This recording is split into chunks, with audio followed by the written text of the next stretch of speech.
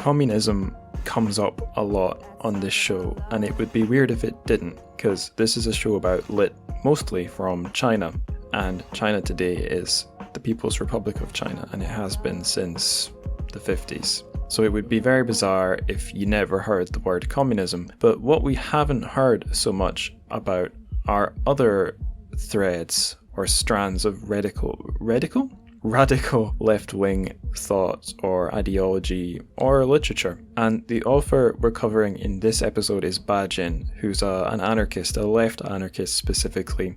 The story of his that we're looking at in this episode isn't really political at all, but we're kind of using his name on it as a springboard to talk about him and his ideas and the context that they were in when he was alive, and also how his stories and works lived on after he was gone in things like the Chinese education system in the 90s. And without a guest on the show, I'd probably struggle to dig up any info like that, but that's precisely what I do have. I have Tianqi on the show. She was last on our big mega crossover, but it was really cool to have her here on the show. Not on her own, because obviously I'm here too. So that's our show, that's our author, that's our book. There's a couple of other things I'd be remiss not to mention before we plow on into the terrific news. So the first of those things is Catalonia. You'll see where I'm going with this if you haven't already worked it out.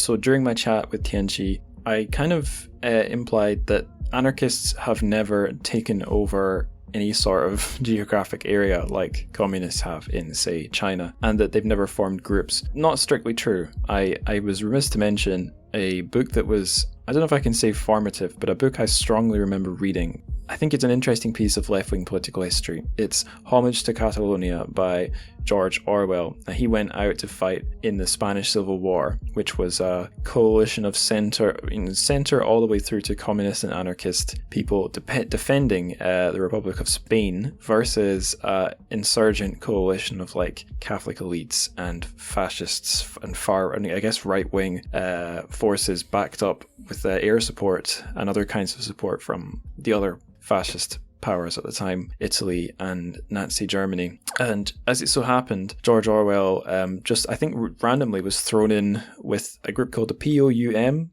I forget what all those letters stand for. The M stood for Marxist, but they were an anarchist group.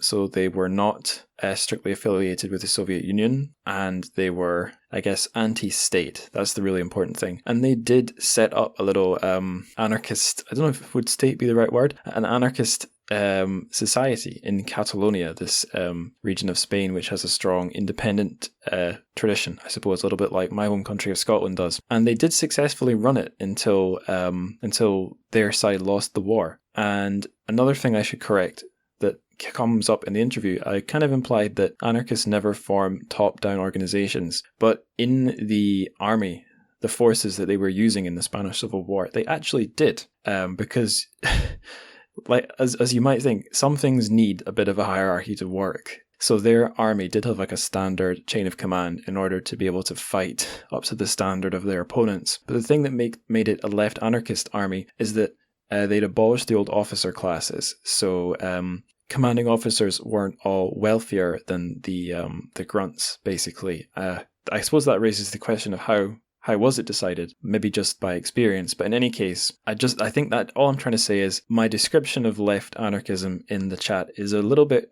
simplified. So if anyone is listening and screaming into their phone or their computer like you're mischaracterizing my favorite ideology, granted, you would have a point. I was oversimplifying it. So there's that. The next thing is that I correct myself during the interview, but at first I had misremembered who the translator of Ba Jin's family is, the English translation that is. I thought it was Olga Lang, until I realized it wasn't. You'll hear me on the show realize it's actually Sidney Shapiro. So Olga Lang wrote the intro to the edition that I have. Sidney was the actual translator, and he's a guy I'd love to talk more about on the show, but he was working inside China. So the translation of family was done for a Chinese publisher, the Foreign Languages Press, who have done did do quite a lot of interesting English translations of big Chinese works that were kosher or sufficiently kosher for the Communist Party in like the 50s, 60s, 70s, maybe up to the 80s and 90s, I'm not sure. But yeah, that's worth commenting on because it didn't get commented on much in the interview. Okay, and one more thing, mortality and questions around it come up quite a lot in the interview, mostly because it's on my mind, and I thought I'd flag that because that's going to come up in the next episode as well, episode 67, on, well, shall I tell you what book it's on? No, I'll leave that a surprise, but it's going to be a bit of a theme between this episode and the next one. I guess a reason might be it's not so long ago that my granddad passed away, so that's not that you asked for all these personal details, but my dad's dad, my mum's dad, and my stepdad's dad are all gone from this world now. So if you're wondering why I get a bit poignant in this episode and the next one, that's probably why. Hopefully that doesn't discolor your listening. Hopefully it colors it. I don't know, I wouldn't want to be using these things to add flavour to the show, but I just felt it's worth mentioning. Maybe you'll see why as the chat progresses over this episode and the next one. Right, all those points out the way, that was a rather long intro, we'll go on to the Trichific News, the translated Chinese fiction news.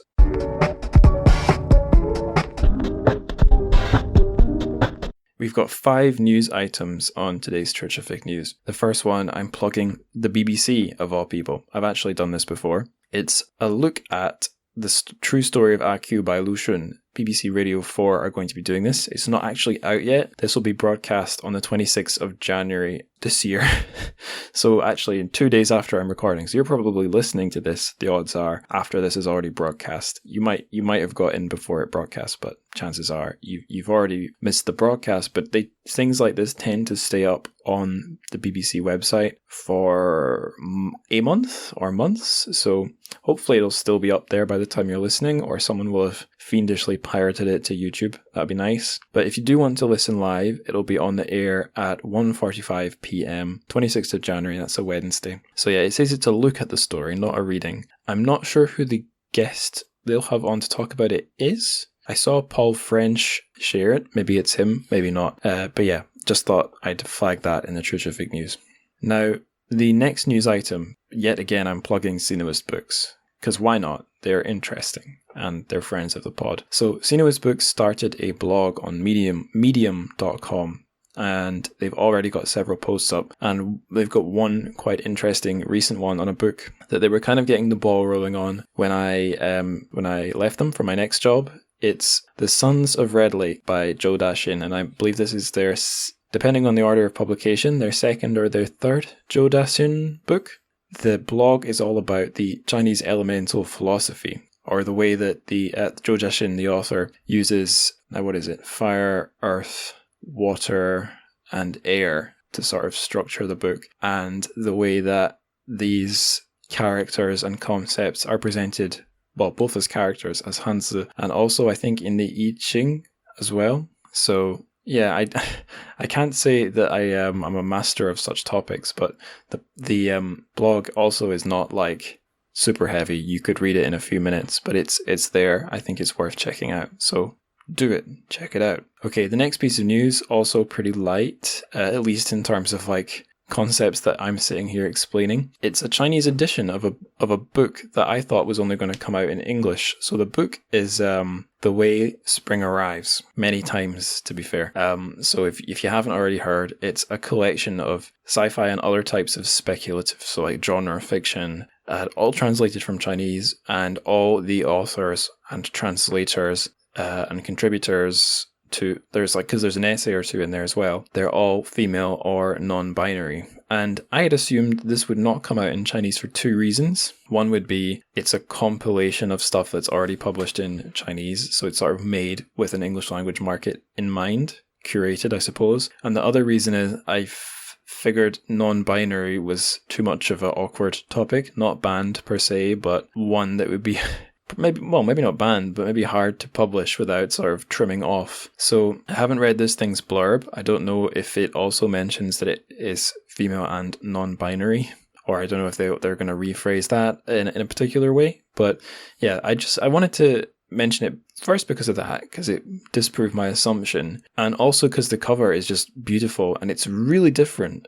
from the English edition. I mean, I suppose if you've walked around a Chinese bookstore, that's not shocking. Book design is very different in Asia, but it's a really nice cover. It is worth looking up. I've retweeted a tweet that has photos of it, so you can have a look on my Twitter at Angus Likes Words.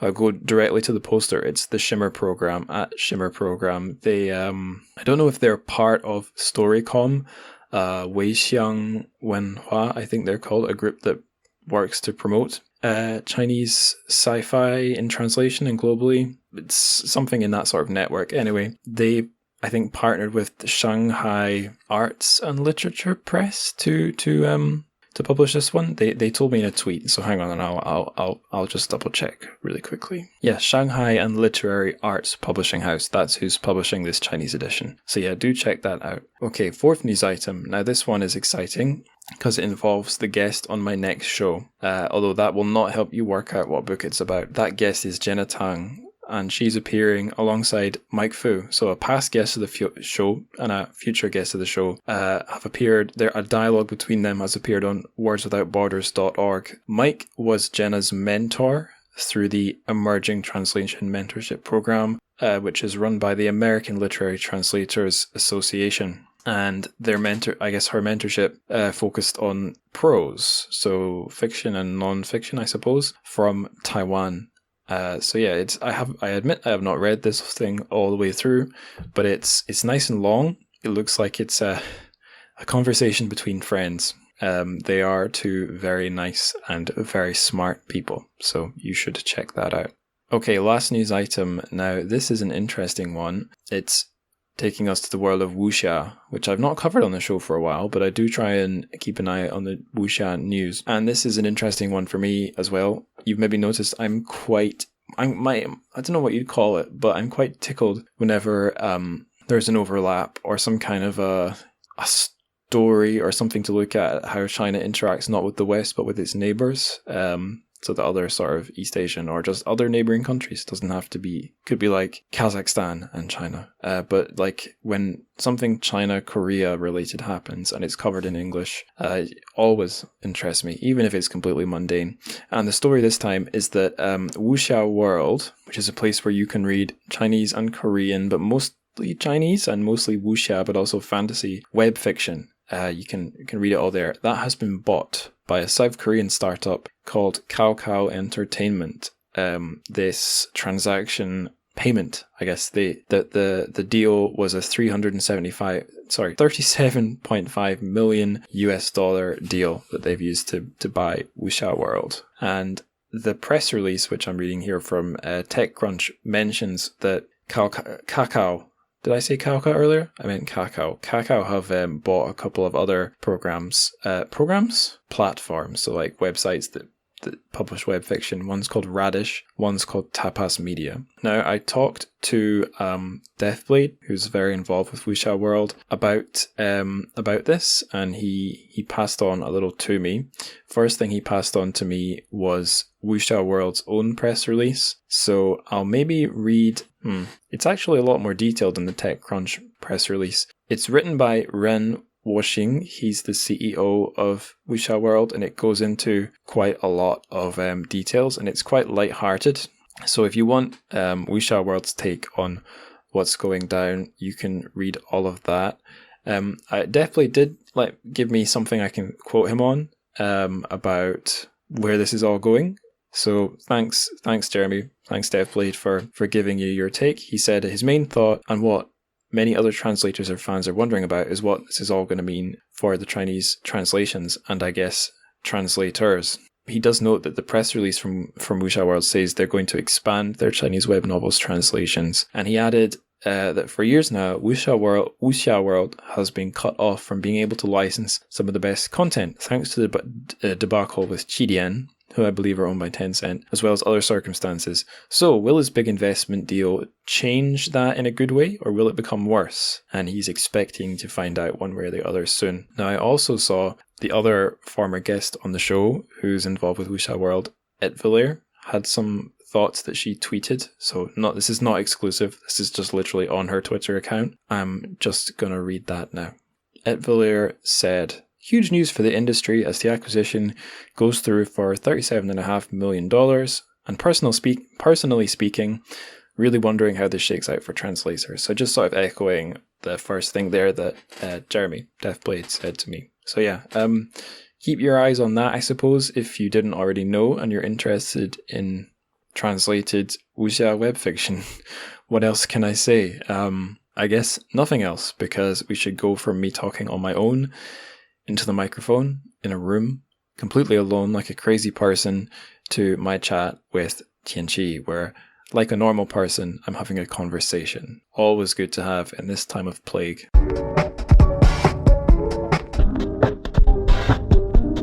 All right, so on the show we have a returnee guest. It's Luo Tianqi, aka Juliana. Great to have you back on the show, I guess. First off, what have you been up to since then? So last time it was our mega podcast with a lot of other podcasters, and that was really, really fun. Has it been a year now? Something like that, yeah. Yeah. So pandemic still happening, just wow. And I am gonna start a new job actually in New York City in Midtown in February. Right now, I'm just doing my visa transitioning, and everything's been good. It's a work in finance, so nothing really related to Chinese literature.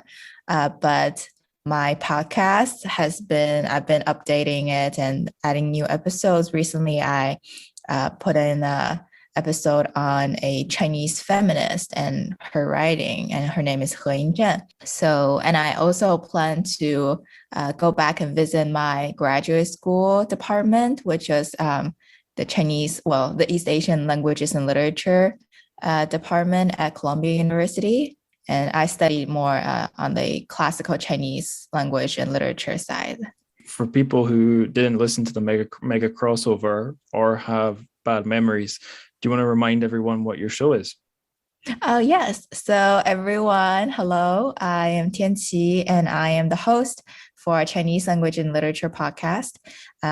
Myself, I was born, raised in Beijing, the capital of China. So I grew up, reading a lot of the stories, and I've always been a huge fan of classical tales. And I came to US for undergrad, and then graduate school, I decided that I still want to learn more about Chinese literature.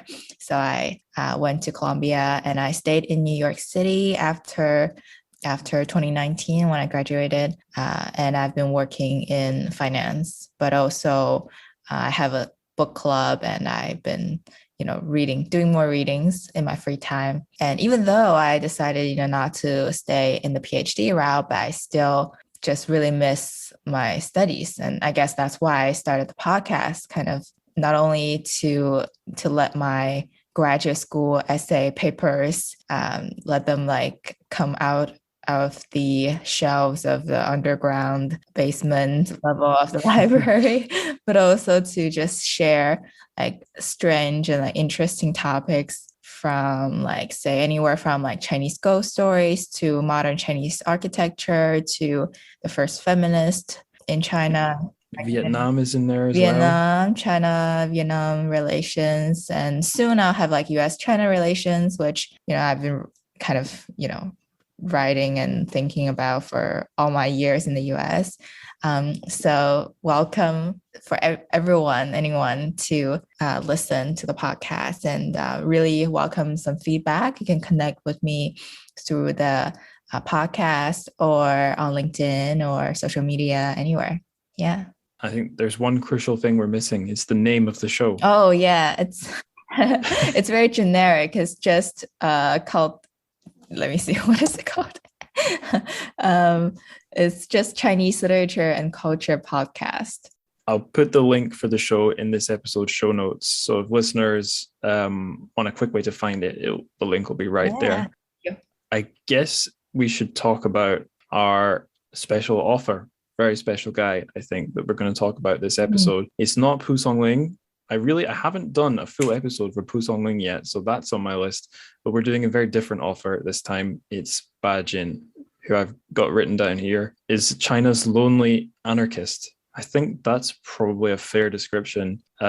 Before we get really deep into who he is, I guess we should just introduce him. So I've already said he was a lonely anarchist. He was writing, I guess, in the early 20th century. He was a left-wing anarchist, so he was sort of working in the context of all the other progressive, lefty, liberal, socialist, communist, and other politically motivated writers in the Republic of China. Mm-hmm.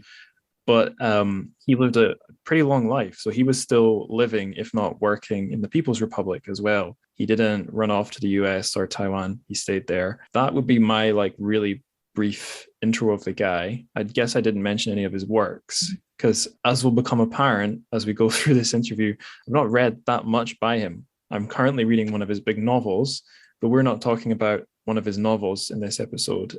We're just zooming in on one tiny, tiny, tiny short story that's maybe not even a fiction. Technically, you could say it's nonfiction. Hong Kong Nights, Xianggang Ye, I think it's Xianggang Ye. Yeah, exactly. Yeah, I missed out the zhi. Zhi is such a difficult word. Yeah. Well, the character for zhi is the one I remembered, so I reminded myself how to say yeah before we started the interview. And then, of course, Sod's Law, I've remembered yeah and forgot zhi. But yeah, how would you describe Ba Jin, briefly for listeners? So Ba Jin, somehow I always feel like he was one of my favorite in elementary school, even though he was a sophisticated author, I would say, but somehow his short essays, very short. By short, I mean 100 word in Chinese. Those kind of pieces are always appearing on the magazines or the textbooks. He was one of the favorite essay writers for our textbook in elementary school and junior high. So he was a Chinese writer and he lived 101 years, which is, wow, a big achievement, not only for his time, but for I think in general, because think about that. He was born in 1904. It was Republic China. And at that time, it was, obviously he was malnourished, even though he was born into a fairly well-off family, but to live through the First World War, Second World War, Cultural Revolution, or the famine era, and then Civil War, this, that, and all the way till the beginning of 21st century, right? So today we're zooming in on his short stories, but we'll do one episode probably in the future on his longer essays and longer fiction writing. And he was really highly regarded in China, and he was also very importantly a political activist. He was born in Chengdu, Sichuan, which is in the southern part of China. He was born into a 5-generation household, and as a kid he was already taught to read and write by his mother. So as you could tell, his mother was also very well educated. Very rare did a woman around then could actually become a tutor in a sense to read, write, and think. And he also had private tutors that would go to his house and teach him foreign languages even. And it wasn't until his death, the death of his grandfather in 1917, which caused a power struggle and ended up with elder uncle emerging as victorious, kind of a succession story, basically. And then he was released kind of from this glorious 5-generation household to explore the world. And he was as a young guy, so young meaning I would think high school, he was very deeply influenced by a lot of anarchists. And I'm gonna butcher the names, but you have to do a Russian accent. Kropotkin, Kropotkin, I think. Kropotkin. Yeah, Kropotkin. Kropotkin. See, I can roll my tongue as well. And he was reading this pamphlet called An Appeal to the Young, which, from the name, just like, he must have been influenced deeply. And he was very impressed by female anarchists as well. There was one, Emma Goldman, and he later referred to her as his spiritual mother. And he even started a lifelong correspondence with her, which is crazy. Think about, just like how many people back then could even write in Russian or English. And in 1920, when he was 16, I think, he went to the Chengdu Foreign Languages School, which until now is still a very good school.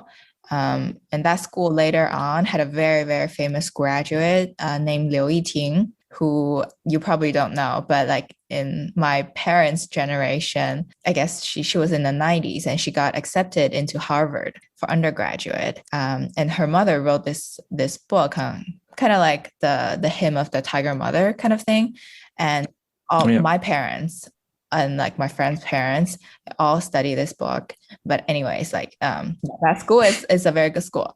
And then he was there to learn English, and he started to become this main figure in this literary journal, Crescent. And he joined an anarchist organization, the Equality Society, and he was distributing propaganda pamphlets and stuff. And then he went to Shanghai and enrolled in Dongnan University. And then he learned Spanish and took part in more leftist socialist kind of strikes and movements and stuff. He was very active. And then he went to France for a whole year. I'll jump in here and say quite a lot of lefty intellectuals from China, I guess maybe especially Shanghai, were doing that.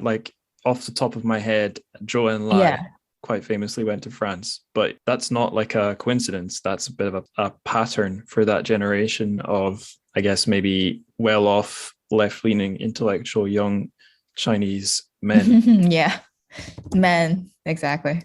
Most of them. And they later on, became household figures. I guess you could say that they were very smart, very promising young people to begin with, but then the study abroad experience really shaped them into who they later would become. Because when he was in France, he, even though he didn't, from his writings, he didn't really enjoy France in the sense as a tourist or romantic, all that. He didn't really have a girlfriend or anything, but he was lodged at this area. I haven't been to France for a long time. I went there a long time ago, but it was the 5th arrondissement, something. It was an area near the Rue Banville. I don't know. Yeah, I don't know. I'm shrugging, listeners. I'm shrugging. But I'm sure it was a nice location. But then he described his life as very boring, monotonous. And then I guess it was partly owing to this boredom that he had that he began to write his first novel, which was called 灭亡. In English is destruction. And he continued his anarchist activism, and he translated actually many, many anarchist works, including Kropotkin's works, including ethics, and then they're all in Chinese. And then he mailed them back to Shanghai's anarchist magazines for publication. So I guess at a young age, he was 20, early 20s. He's very well connected, at least in the anarchist circle. And he was in contact with many anarchists all over the world. And when he returned to Shanghai in 1928, which was, he stayed there only for 1 year, and he continued writing and working on translations, and then finally published his first novel, Destruction, in Fiction Monthly in 1929. And that started his whole, I guess, whole life of writing fiction, and he was only 25 years old, so my age. 3 years younger than me. What have I done with my life? You've done Not as much as no him. I guess I have. podcast. I have. Yeah, you've done so many episodes, and they're so interesting. I listen to all, by the way. Thank you. Thank you very much. That's the really important thing if people listen. Although I think we mentioned earlier that it's been about a year or something like that since we did the mega crossover, and we're only on like episode, it's like the late 60s. So output has slowed down, I think, because I'm busier. I'm gonna take us back a little bit to Kropotkin, because I guess some listeners might not be so familiar with this anarchism we keep bringing up. They might be thinking of modern day political anarchists like Antifa people, or they might be thinking of like just punks, guys in leather jackets or what have you. But it's kind of important. Well, it's not essential, but it's interesting to know that this was quite a big political movement at the time that kind of faded away a little bit in a way that's sort of parallel to Ba Jin's place in the scene of Chinese politics. So if you guys know much about the wonderful world of Marxism, you'll know it's kind of got two saints, Marx and Engels, especially Marx. And anarchism, the sort of roots of political anarchism, has, I think, two big names, which are Kropotkin and Bakunin, these two Russian thinkers. And they're both really relevant to Ba Jin because that's his pen name. That's the name he chose. And the two characters, Ba, which is like the really simple Ba, I guess, from Alibaba, and Jin, as in like gold, they're taken from Kropotkin and Bakunin's Chinese names, which are just phonetic translations. Ba Kuning and Ke Pao Jin. I've got that open on Google Translate. That's how I got that right off the top of my head. But yeah, and if we were going to try and like quickly describe what the ideas of those thinkers were, like in a really, really simplified version, it's kind of similar to the idea of communism. So it's a highly equal society where we want to get rid of capitalism, replace it with a more equal system, not about profit, more about social existence, against religion, against traditions. But the big difference is anarchism also is against the state. They want to get rid of kind of any top-down organization right away. And generally speaking, it's more individualist. So there was a thing written by Ba Jin. I was looking for what of his essays are available out there in English to quickly kind of get. And there's one where it's by him. It's called, or at least the English translation of its name is How Are We to Establish a Truly Free and Egalitarian Society? And a lot of what he describes just kind of sounds like a description of communism, except the big difference is he says, he's like anti-work. He says we'd all be happier if we cut down our work hours. So quoting from him here, he wrote, time and time again, one French anarchist has reiterated every individual need work only 2 hours a day if all the needs of society are to be met. And Kropotkin too has stated, if everyone works 4 hours a day, that will be enough, indeed more than enough to meet society's needs. And Ba Jin keeps writing, I imagine that such a proposition, cutting working hours to the bone, could not help but attract universal support. Without the state and its laws, we would have real freedom. Without the capitalist class, we would have real equality. And like right off the bat, I think that's another important difference from communism, which is, I guess, more hard-headed. Like if you think of the Soviet Union and People's Republic of China, as soon as the revolution's done, no, you got to get back to work to start building the new country and creating wealth, buildings, roads, whatever, farms, whatever. Whereas I guess basically Ba Jin, as we're going to see in the story we picked for this episode, is kind of a free spirit. He seems kind of like he was a guy who maybe didn't have his head in the clouds, but was kind of a star, based on what I've seen, kind of a gentle, sweet guy at his core, from what I can see in his writing. He doesn't seem like a really tough-headed intellectual like, I don't know, Lu Xun or something. He seems a lot more cuddly based on what I've read. Yeah, it's really interesting. I've read a little bit about, well, obviously I can't time travel and go back and ask him about his opinions. And but famously, when in 1945, August, this is documented, and he was in Chongqing and he met up with Mao, Mao Zedong, Right. Chairman Mao, and And the first thing that Chairman Mao asked him was like, 奇怪，别人说你是个无政府主义者. And says, oh, strange. Other people say you're anarchist. And then Ba Jin replied, oh, yeah, I heard you used to be as well. And, and because of his anarchism, which was interpreted in the critics circle in like very different ways, and like he was kind of exiled from the group and then re-welcomed, and then he had like Lu Xun as his supporter and this and that. But then throughout his life, he at least had like 5 or even more rounds of being kind of pipan, how do you say, like being criticized, being just outright kind of put down by the general public.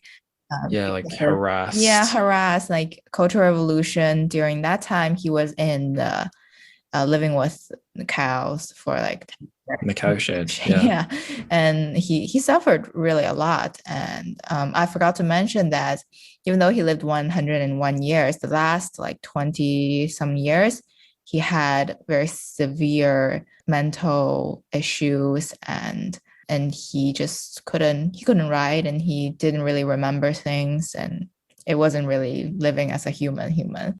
And he I guess we could talk about anarchism more, but he also famously said that I believed is my own version of anarchism. And that's after the new China has like established, and it was like 60s and 70s after the horrible like Cultural Revolution that he went through.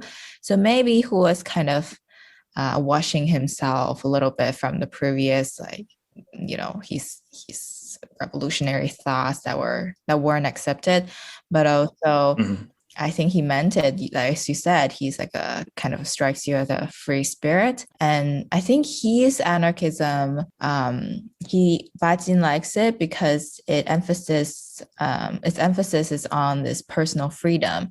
But then he was also thinking that this personal freedom doesn't equal political freedom completely. So in his earlier writings, he was actually critical of the US kind of democracy, that kind of freedom. And he thinks that people need a great organization to guarantee the freedom in a sense. So I wonder what he would say about the Communist Party post, I guess, the 90s, since the economy started to take off and everybody's like living standards kind of became better. And so surprisingly, I think Ba Jin's anarchism points to a sort of like collectivism almost, in a sense, and where each individual has freedom, but then you kind of have to put these kind of freedom together, and you give out some part of you to reform the society.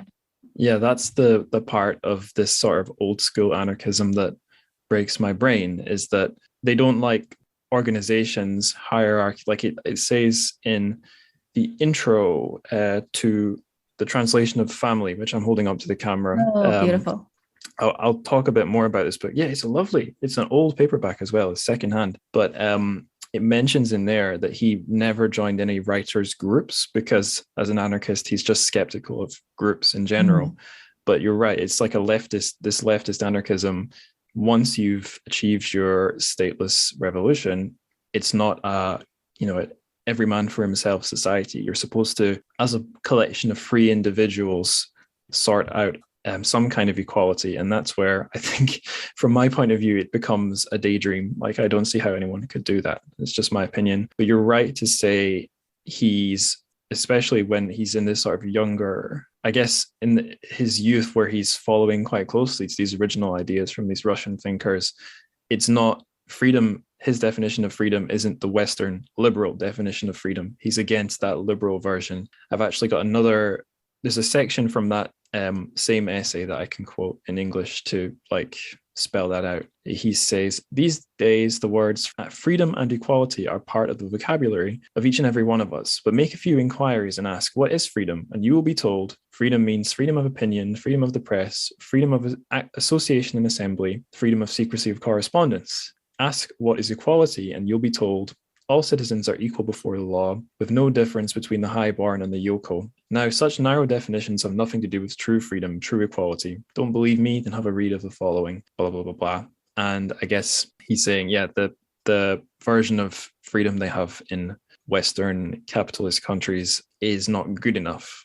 He's harder to please than that, I guess. The last thing I wanted to say about all the politics was, so I kept saying that anarchism was such a big deal in this sort of late 1800s. I don't know if it's just the late 1800s, but this period of going into the 20th century, anarchism was a great big movement. If you read through the history books at the time of European history, there were anarchist terrorists like throwing bombs at heads of state and royal families. Yeah. Trying to overthrow societies. They seem to be the bigger threat to the status quo than communists. But you might not be surprised to hear that the more organized group, the communists, were the ones who actually managed to take over certain countries. I guess anarchism fizzled out, maybe for one reason, because it's less, it's not as focused on organizing. But also, if we look at what happened to Beijing in China, places that people that would have begun on the same side as him, like Mao Zedong, ended up shutting him down. I'm the dictator of all of them. Yeah. The kind of anarchist Bajin doesn't really exist prominently today. The threads are still there, but it's sort of I feel like it's sort of like looking into a withered branch of like Christianity or something. It's sort of it's a history lesson learning about someone like this. Whereas, I don't know, learning about Lu Xun or something his ideas don't seem so of a past time. I don't know if that makes sense. They feel a bit more eternally relevant. We could keep going and going and going and going about this. Yeah, for sure. But we should look at the story. But before we go on to Hong Kong Nights, is there anything else you want to throw in there? Well, speaking of Lu Xun, when Lu Xun, passed away, Bajin was one of the 16 people designated to hold his coffin. Yeah. He's one of the 16 people. So even though, people criticized Bajin for his ism, but Lu Xun obviously loved him and thought that he belonged to, the revolutionary camp or revolutionary riders. So I know I said we should move on, but there's one other thing that occurred to me. And it's, as you were telling us his sort of life story, I was thinking, although I'm only a third of the way through reading this book, Family, that's basically, at least this book, or at least the start of it, is sort of autobiographical or semi-autobiographical. And if anyone listening is interested in the new culture of movement, and that period of Chinese like intellectual literary history where young people were interested in combining literature and politics and all these intellectual interests and trying to, do progressive things for their country and so on. This book's really interesting because it's from the perspective of like two, I guess they're like young teenage boys, or maybe, I don't know exactly how old they're supposed to be. I would guess maybe like 14, 15, 16, who are they're living in Chengdu, or Chengtu, as it's called in the book, because it's using Wade Giles. So on the book cover, it doesn't say Bajin, it says Pa Chin. But yeah, and it's not the Gao family, it's the Cao family. But anyway, it's about these two boys who are reading New Youth and New Tide, a thing we didn't mention, and I think properly learned yesterday when I was doing more preparation, is that Bajin didn't participate in that movement directly because he was a bit young. I think he was still at school, but it had a big influence on him because he was reading the stuff voraciously, and you sort of see a reflection of that in Family, the book. Yeah, Family is his most proud and his favorite work, and is I think generally regarded as his best work. Definitely worth a read. Yeah, and it's just about the only book of his that's really easy to get in English translation. There's some others, but I think frustratingly, it's part of a trilogy. And I think this is the only one of the trilogy that you can get in English. I think certainly the only easy one. But yeah, we're talking about the stories now. That's good. Let's keep moving. So our Yeah. stories, Hong Kong Nights, Xianggang Jie. And what we were going to do first is read this story because it's mega short. I'm really not joking here. And Tianqi, you mentioned you came to know Bajin through school and his short pieces at school. So what we're going to do for the listeners is give you guys a treat. We're going to read it bilingually. I guess it's a Chinese text. So maybe you should go first, Tianqi, and read. Right. Yeah, and then I'll follow up. So this is the original. 我们搭小火船去广州，晚上10点钟船离开了香港。开船的时候，朋友红在舱外唤我，我走出舱去，便听见红说：“香港的夜很美，你不可不看。”我站在舱外，身子靠着栏杆，望着渐渐退去的香港。海是黑的，天也是黑的，天上有些星星，但大多都不明亮。只有对面的香港成了万颗星点的聚合。山上有灯，街上有灯，建筑物上有灯，每一盏就像一颗星，在我的肉眼里，它比星星更亮。它们密密麻麻地排列着，像是一座新的山，放射着万丈光芒的新的山。夜是静寂的、柔和的。从对面我听见一点声音，香港似乎闭上了它的大口。但是当我注意到那座万丈光芒的新的山的时候，我仿佛又听见了那无数的灯光的私语。船在移动，灯光也跟着在移动起来，而且电车、汽车上的灯也在飞跑。我看见它们时明时暗，就像人在眨眼，或者像他们在追逐、在说话。我的视觉和听觉混合起来，我仿佛在用眼睛听了。那一座新的山并不是沉默的，在那里正奏着出色的交响乐。我差不多到了忘我的境界，船似乎在转弯，新的山越来越小了，但是我的眼里还留着一丝灯光，还闪着动人的乐曲。Okay. I'm a bit worse than like when I was in elementary school, I guess. Because this kind of reading you would do like in class a lot, and usually the teacher would pick on one student and then like say stop and then get another student to do the next paragraph.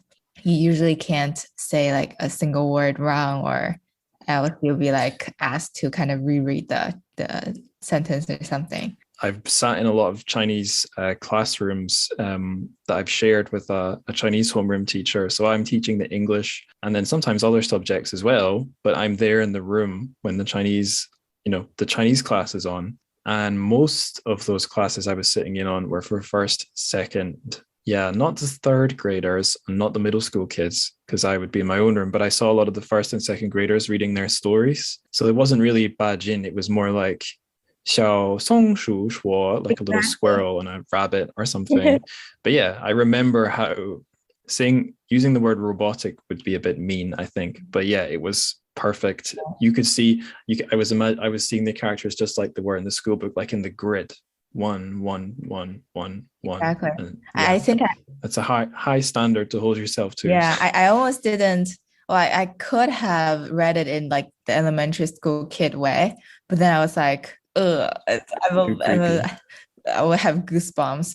But like I would just read one sentence the way that I would have read if I were like 9 years old. So for example, okay. 我差不多到了忘我的境界. So you're supposed to read like every word with so much emotion out of your little body, out of your, almost non-existent life experience. I was going to say, Bajin seems pretty mature even for late primary school. Yeah. Because I think in the Scottish education system I went through, if we did anything that wasn't written intentionally as children's literature, it would be like less than I have fingers on my hand through all of primary school. Maybe just some traditional Scots poetry, stuff by Robbie Burns that's not in English. That was like the only stuff for adults we were really reading. So you weren't reading David Hume like we all imagine from first grade? No, in high school, my high school, I think it was just sort of chance based on like which authors my high school teachers liked. But through high school, the novels we did were all American. In the classes I was in, were all American or Scottish, Mm, written in English, Scott. But I don't think we did a single. Oh no, that's not true. In my last year, we did Pride and mm, Prejudice, Jane Austen. That's English. Um, but yeah, it was all American or Scottish novels, and for poems, it was a mix of English. Yeah, not all British poems by Scots or English people, mm, and all the plays except like two or three were all William Shakespeare. I did a huge amount of William Shakespeare, more than normal for a British kid. mm, So it was a very strange mix. Some of it was like Shakespeare's. That's pretty difficult. That's hard. Like we were doing Shakespeare in second year of high school, so like that would be like middle school in China or mm. America. That was like being thrown in at a deep end. But the idea of doing a leftist anarchist age 9, that's Yeah. that's beyond me. Yeah, I would I know we should move on to the story, but I would add a little bit, but just in the curriculum setting in China, like because you have Chinese and then math, English as the three most important main subjects. You get all your Anglophone, all your Western Mm, literature, philosophy, sociology things from that English class, and you get all your kind of love your country, love your party, nationalistic, and your Bajin and Luxun and all that from the um, Chinese class. So in a way, I feel, strangely growing up in the 90s, like I was born in 1995, it's the period that China was most in love with all things West, kind of. Where if you ask right now, like the kids born in like the 2013, for example, and they are like almost 10 years old. They're in elementary school and they are having the education that are kind of, anti-American. There's these kind of sentiments now, but mm. definitely weren't true when I was a kid. When I was a kid, I think it was a very lucky time to be able to view the world the way they are, in a sense, to be Yeah, encouraged by the teachers and by the government to appreciate like foreign cultures as the way they are. yeah. It's interesting that you got in one arm you got your injection of like local Mm, patriotism and maybe a little bit of authoritarianism, and then in your other arm you get the injection of interest in the outside world and some Western, I guess, liberal outlooks. mm, I don't like. I don't think the British or Scottish system I went through was delivering us any hard contrasts like that. No, I mean, I think it would be just as interesting for me to chat to an English person about this because the Scottish system, I think I did get quite a lot of Scottish nationalist stuff kind of mm, shot into me. British nationalist stuff, maybe only very passive, like probably passive, a passive like perspective, but nothing waving the Union Jack, saying how great the country was or mm. anything. But that would be another completely different Yeah. podcast. Shall I read this thing in English? Yes. Actually, which year was it written? Do you know? Um, Good question. The PDF I'm looking at, it's got the Chinese name, the English name, and then it tells us who the translators are. It's a joint translation by Zhu Jiyu and Don Ji Kone. Oh, yeah, here at the bottom. So we have a footnote. Ba Jin passed through Hong Kong in May 1933 on his way from Shanghai to Guangzhou. The essays he wrote on the strip are collected in Lutu Sui Bi. I'm not Maybe. sure what that translates Little as. means like essays, travel essays. Right. Okay. So there's a whole book of Mhm. these So this is stuff British about being Hong on the road. Kong that we're talking about. Yeah. Yeah, the 30s. I guess I don't really know my Hong Kong history. I know it's quite a long time before the Japanese roll in and snatch it away. But yeah, if it's anything like Shanghai at this time, must have been interesting. Mhm. But yeah, I'll just plow on, or we'll be at this forever. So here's how it goes in English. We embarked on the steamer to Guangzhou. At 10 o'clock in the evening, the boat left Hong Kong. My friend Ah called to me from outside my cabin just as the boat was leaving. I came out and heard him say, "Nights in Hong Kong are very beautiful. Don't miss them." Leaning against the railing outside my cabin, I watched Hong Kong recede in the distance. The sea was dark, as was the sky, and there were some stars out, but few were bright. In contrast, Hong Kong itself was an endless panorama of stars. There were lights on the mountains, on the streets, and on the buildings. Each light was like a tiny star, but to me they seemed brighter and more splendid than stars. In their dense array, they resembled a mountain of stars, shining endless beams of light in the night sky. The night was still and soft. Not a sound was to be heard from the shore. Hong Kong seemed to have shut its great mouth. Yet when I gazed upon the scintillating mountain of stars, I could hear the lights whispering to each other. The rocking of the boat created the illusion that all the lights were moving. The headlights on the trams and cars darted about. I could see them winking like human eyes, or perhaps they were chasing or talking to each other. Sight and hearing became confused, and I seemed to be listening with my eyes. The mountain of stars was hardly silent. It was performing a great symphony. I almost forgot where I was. The boat seemed to be turning. The mountain of stars was beginning to shrink, but I could still see the stretch of golden lights in my eyes and hear that wonderful symphony. When the boat passed through mountains, or islands, I'm not sure, Hong Kong finally disappeared. There were no lights at sea, and our boat was shrouded in thick darkness. The mountain of stars had now become a distant and indistinct dream. I stood there, gazing into the distance, trying to find that mountain of stars again. But I could see nothing. It was rather cool outside, and the wind blowing on my head was uncomfortable, so I returned to the cabin. It was another world there, full of noise and excitement. The moment I stepped into the cabin, I asked myself, was everything I just saw an illusion? And I was worried I would have nothing to say about this story, but I have so much to say. Yeah. Yeah. I guess first thing I can say is a lot of my time in China, I spent traveling, mostly on the trains, but I did do a trip where I went, so not just around China, but I really wanted to see the border with North Korea. Mm-hmm. So I took the plane up to Shenyang, spent a couple of days in Shenyang, hopped on the Gaotie to Dandong, spent a few days in Dandong. Then I did a boat, got the boat from Dandong to South Korea, not the other Korea. Mm-hmm. And then a few days in Seoul, got the train to Busan with no zombies on it, spent a few days there, took a much shorter boat trip to Fukuoka in Japan, spent time in Fukuoka, went to Osaka, spent time in Osaka, and then took a boat trip of 2 nights. Don't do this, it's a bad one.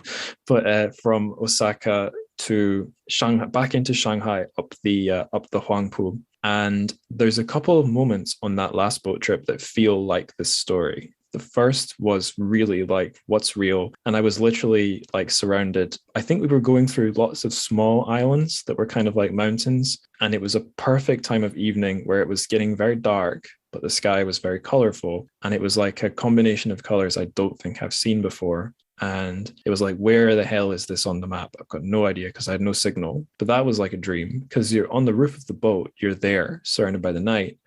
And then to get back to my cabin, I got to go inside back into artificial light. And yeah, it is like waking up. Like, I don't know, in the morning when you're waking up from the dream and you're able to go between your dream and your waking life in the bed, and they're just totally disconnected. So there's that. And then the final leg of the journey, coming up the Huangpu, looking at Shanghai, seeing Shanghai. I'd seen Shanghai from so many angles. The street, ferries going across the river, the top of the towers in Lujiazui, the skyline, but I'd never seen it going up the river. And it felt totally surreal because, again, it was back on the roof of the boat after like a whole 24 hours in a tiny cabin. Seeing this place from a totally unfamiliar angle was also quite disorienting, like beautiful, but making me question what's real. And I'm gonna keep going here because I have 2 experiences a bit like this in or outside Hong Kong, but on the plane, not on the boat, because I guess not many people go around the world by boat anymore. But when I was first coming to China to do a really crappy teaching English job, I was not a very experienced traveler, so I booked a really stupid flight route. I went from Edinburgh to either London or Amsterdam, I'm not sure, and then from there to Doha in Qatar. Oh my gosh. Then from there to Hong Kong, then Hong Kong to Hangzhou because it was Hangzhou I was trying to get Mhm. to, and that was shit. I should have flown to Shanghai and got the. You have to stop somewhere on that route. I think you can do Amsterdam to Shanghai, Mm. but you can't go directly from Scotland to Shanghai. There's no such flight. Mm. But yeah, that was a horrible journey. But so my first contact with China there was Hong Kong, and it's just such an unusual city, isn't it? Because it's like sort of built into the hills in a bay. And remember, I'm from a small town in Western Europe, so I'm not used to seeing zillions of Yeah. skyscrapers. Concrete jungle. That more than New York, I feel is the real concrete jungle.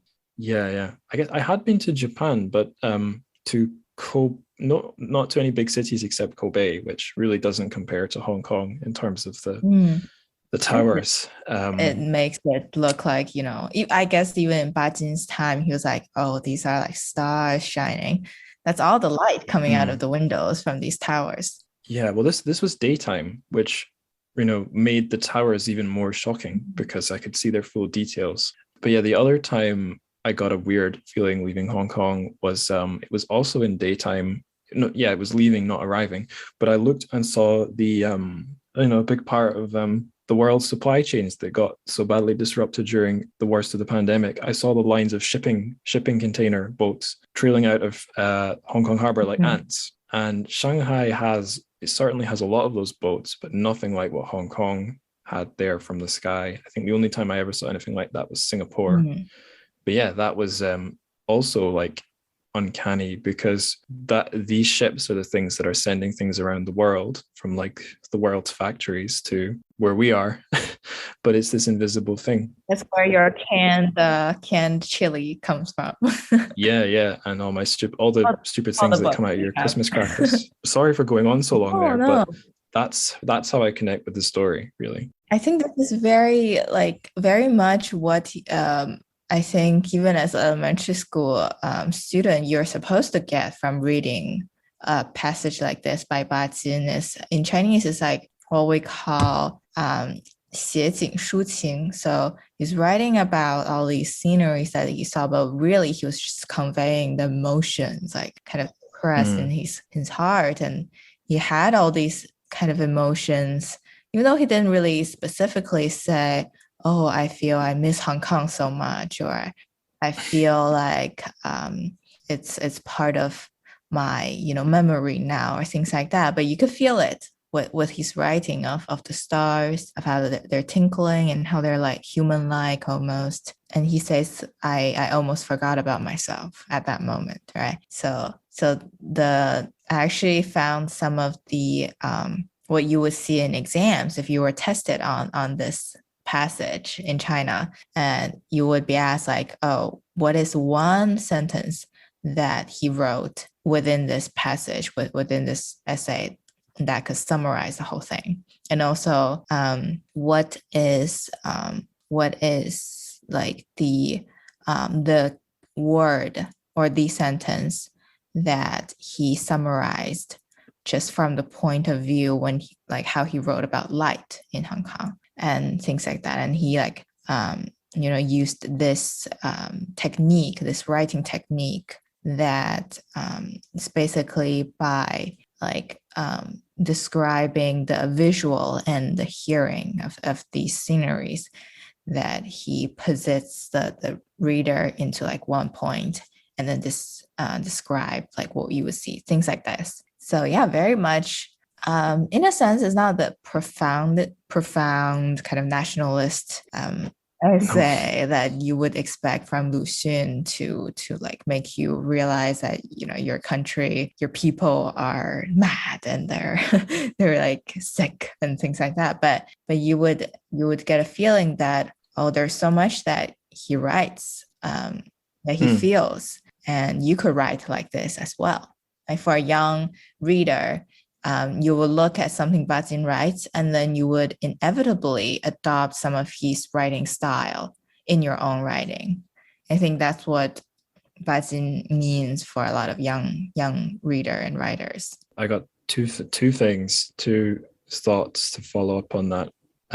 One is So you used the word nationalism. I guess we talked a bit about that, how a lot of the young intellectuals at the time had, I guess, nationalist or patriotic sentiments because they're worried about their country. And this is an interesting one for, like, I guess, your average default Western lefty liberal who will usually by default not be so keen on the idea of nationalism. But that word has different meanings in different contexts. Like, I'm Scottish, and in Scotland these days, nationalism is usually tied in with something people would think of as being vaguely lefty. Mhm. It can take many forms. I guess a big difference is if the country is the boot or if the country's under the boot, then that could decide whether the nationalism is which way it leans. But there is actually an essay I found. It's one of the ones that is translated to English by Bajin, where he it's called Nationalism on the Road to Happiness for the Chinese, where he actually kind of rejects it. He says he doesn't like it, which seems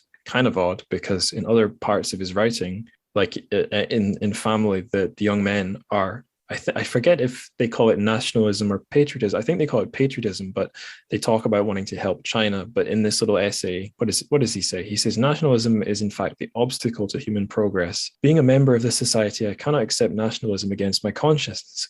I have to argue against nationalism and demonstrate the real road to happiness for the Chinese. My words are sincere and I wish to receive sympathy from people who refuse to ignore their conscience. And before that, he's given a description of nationalism, which I guess a lot of us might have heard before, that it divides people. It's promotes like war, aggression, small-mindedness, when really everyone should think they are, one race, human race. That would be the sort of lefty anarchist perspective. But that doesn't mean he's a hypocrite. I think that just means this is a complicated concept, and what it would mean to be a young, patriotic, progressive Chinese person who wants to help their country might be it wouldn't be the same as someone who's joined the Kuomintang party to pursue like a very different idea of nationalism, which is trying to, I guess, would be maybe more conformist or trying to make China the Han Chinese country and not the more complicated country it really is. Yeah. So that was one thing. But the other thing's totally unrelated,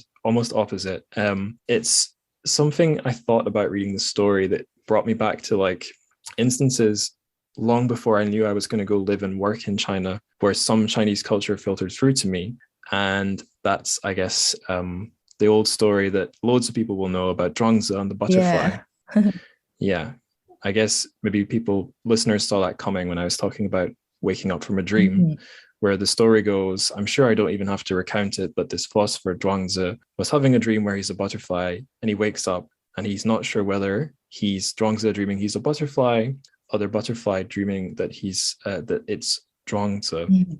And then in the English translation, the next line is always, this is called the transformation of things. And the thing that the only clever, in quotes, clever literary analysis I can really do of the story is that as it goes on, different things start transforming into other things. The stars become a mountain. Everything from the author's perspective is turning into something else. And he even says pretty directly, I seem to be listening with my eyes. So even the senses are transforming.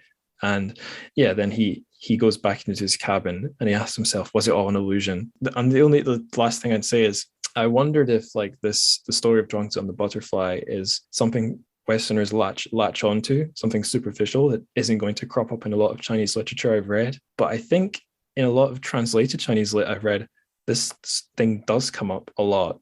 Like, what the hell is reality? Life is fleeting. Life's but a dream. I'm sure loads of writers touch on that, but in the Chinese lit I've read, I think it does come up. Not in every writer, but like people often confront this, like, how the hell do you know what's real when life is so hard to hold on to? And I feel that vibe in this story. Yeah, I think that I definitely agree. I think that there's like a general kind of almost so common sentiment that when you live in China, I guess it's because there are so many people. It's just so many people. You are surrounded by kind of different and like kind of exciting in a sense, but also just day to day, like you feel like, wow, there's so much like senses that's like things colors, sounds, and all this to take in. And it's a common phenomena to feel like, oh, am I living in a dream, or am I, is this all a dream? So a lot of writers, even in Bajin's time and like later on, often write something like kind of sentimental along the line of, oh, I almost forgot about myself. I'm in this state of annihilation, or like, things like that. And like, I almost don't know where I am right now, things like that. I think it's more like a sentiment thing, less philosophical.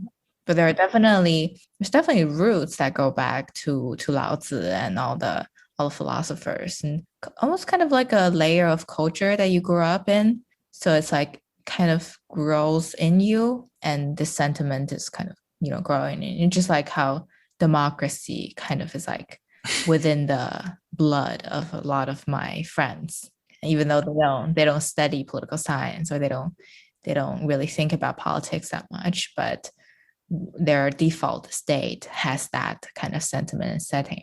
I think I probably talked about this on the show before, but maybe I haven't actually. But I think one of the greatest gifts anyone can give to themselves is, well, living somewhere that is very different, or just learning about a significantly different culture, not just to learn about the other culture, but to get a perspective from somewhere else on your own default settings, because it's fiendishly hard to have a look at them from another angle. Like, it's trying to look at the back of your head in a mirror, if you know what I mean. It's you need to add another mirror to see it, otherwise you'll never get the right angle.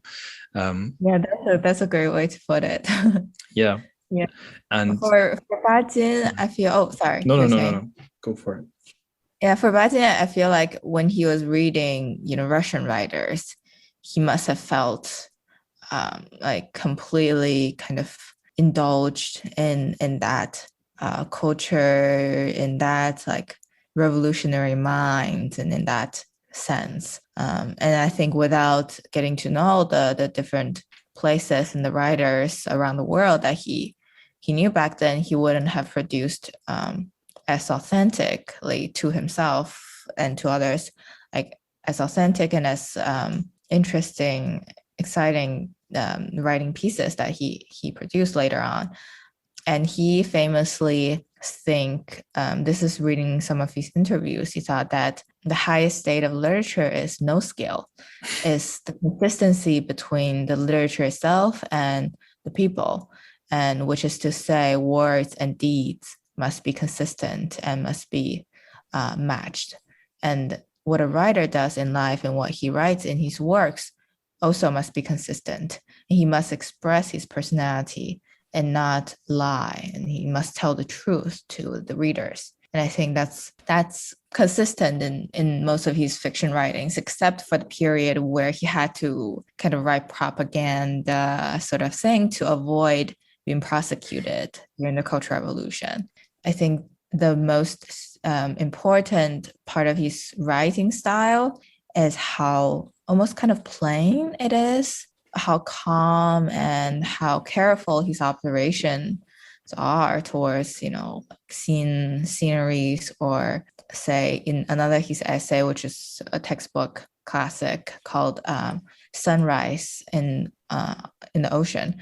And it was just really like the beautiful narrative, simple, nothing flowery, but it's just about the natural scene of looking at a sunrise on the ship.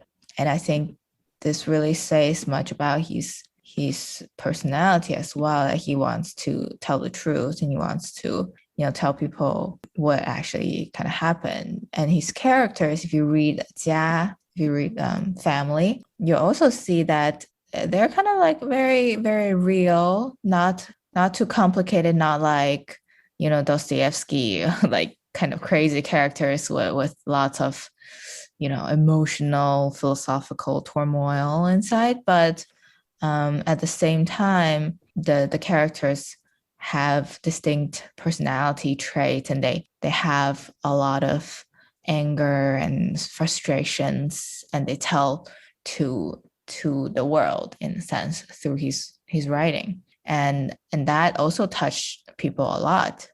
And it's very not much with like emotional writing, with emotions and with like his life experiences. As you were talking there, I remembered something I found when I was looking for stuff to help me read up on Ba Jin. I found Google's really good for doing this. If you type in like so and so essay PDF, it's not great at giving you PDFs hidden behind paywalls. It seems to be quite good at giving you people's master's theses or PhD theses that aren't necessarily published in journals, but are up on like university websites. And there was one that Google turned up. Which university is it from? I think is it Massachusetts? University of Massachusetts Amherst. In the year 2000, someone called Larissa Castriotta wrote an essay on Ba Jin, but I didn't read the whole thing because it's 91 pages. I did not read 91 pages to prepare, but I did find a funny little fact in it. It cites a survey from 1937 which says that among college and high school students, the survey showed up that Ba Jin was the second most popular author after Lu Xun. And the reason I bring that up is you're saying he writes in a very simple style, and you can see that it's sort of straightforward and earnest personalities there. And based on what I've read of Family so far, at least in the translation, I've been finding it helpful to think of it almost as like teen fiction or YA. Because that makes me read it faster than if I'm imagining it's a literary classic. It's reminding me a bit of one literary classic I did read in translation, Dream of the Red Chamber. And I tried to read it for like the fun of the story, and that got me quite far. But then when I started thinking of it as a classic, I slowed down and got really bored. But the point is, I just wanted to say this, it's pretty readable, and it's not hard to see why people enjoyed it, because it's not a big philosophical rant. He's clearly good at writing a story and drawing characters and keeping things fairly simple. Speaking of Family, I want to read a couple of things from the introduction by this Olga Lang. There's a couple of things in here about Ba Jin that really warms me to this guy and the life he seems to live, because he seems so different from some of the more hardcore thinkers of the time. He just seems like his heart's in the right place at a very basic level. Because there's a bit here where Olga Lang's writing. She writes, in general, in spite of his great success and his readers' devotion, Ba Jin was not happy and was not at all convinced of the usefulness of his literary work. It's also evident from his writings that he felt guilty about drifting farther and farther away from his work in the anarchist movement after he became a popular fiction writer. In almost all his writing, Ba Jin called on his readers to rebel against the establishment and to recognize that progress can only be achieved at a price of great sacrifice. But he felt it hard to demand these sacrifices from the young people whom he loved so much. Moreover, he often asked himself, what right do I have to do that? What did I sacrifice for the sake of the people? And then Olga keeps going. All these scruples and torments show what an honest and sensitive person Ba Jin was. And that makes me a bit emotional just reading that, because I know this sounds overly sincere, but if you know your 20th century Chinese history, people like this put themselves through the ringer over and over and over again, and get so far, and then only for things to go awfully wrong by no fault of their own. And it is.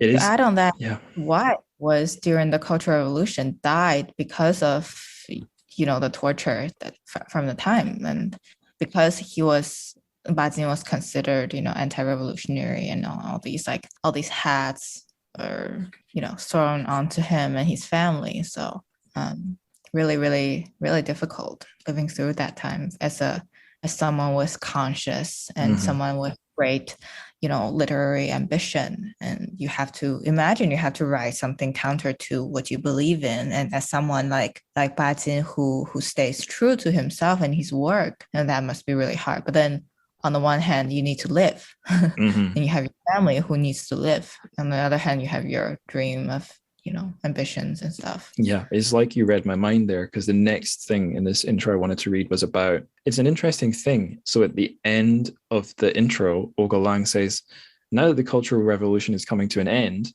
but it's only like 1969 or something, or 72 when she's writing. So really it wasn't over quite yet. But anyway, she's describing something that would have happened not so long before she's doing this translation, actually. So this is what she describes.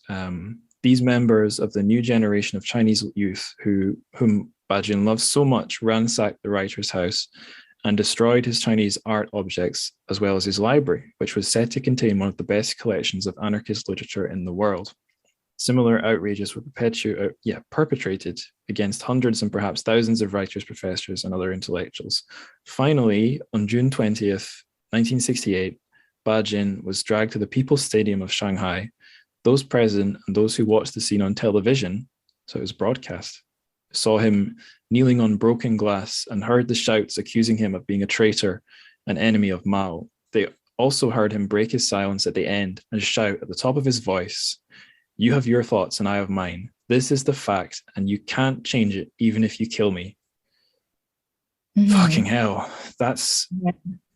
I always thought it was only some of the stories from Tiananmen 1989 that could make me... that I'd be worried about reading about on the show, because they would make me stop and need to pause. But this has a similar effect. This is so sad. It's really, really sad. And my favorite author would be, Beijing author would be Lao She, right? Who is arguably the first Chinese to be nominated for Nobel Literature Prize.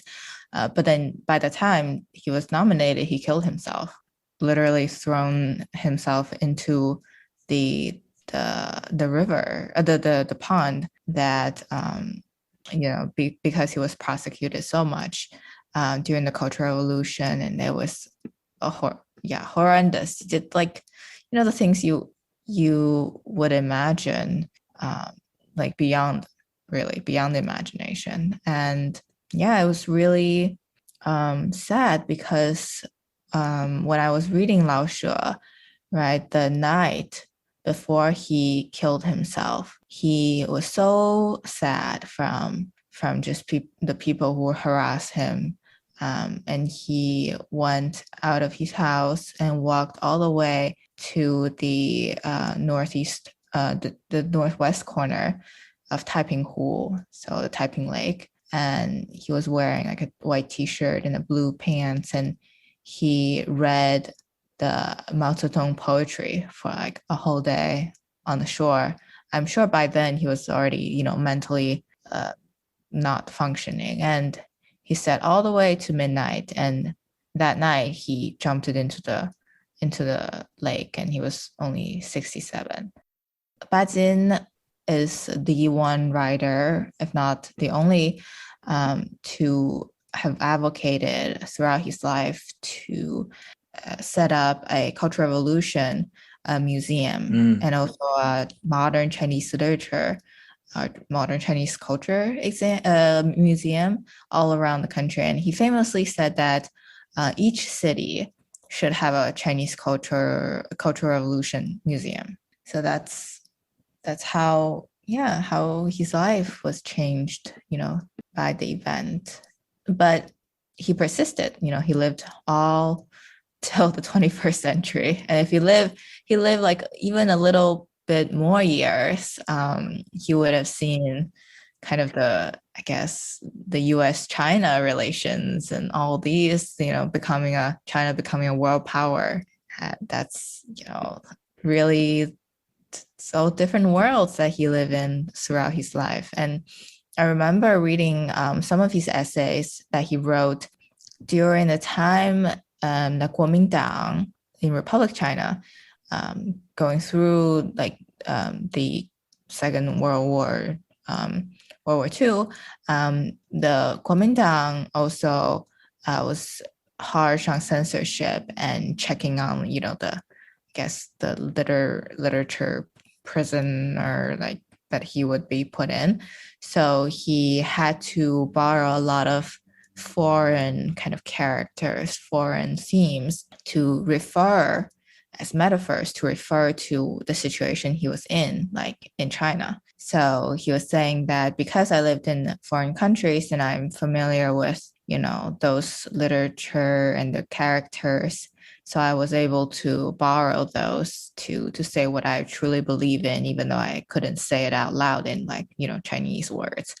and Chinese characters. So he borrowed like a lot of European literature characters like Maupassant, like Maupassant. My French is terrible. Maupassant, Maupassant.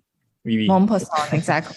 Yeah, things like that. So yeah, great writing, great writer was able to kind of maneuver like whatever he could to convey his ideas Yeah. even through. I wonder like if Shakespeare, were to be put in China and had to write under the heavy censorships and can't talk about Mao, can't talk about this and that, like how would his literature be like?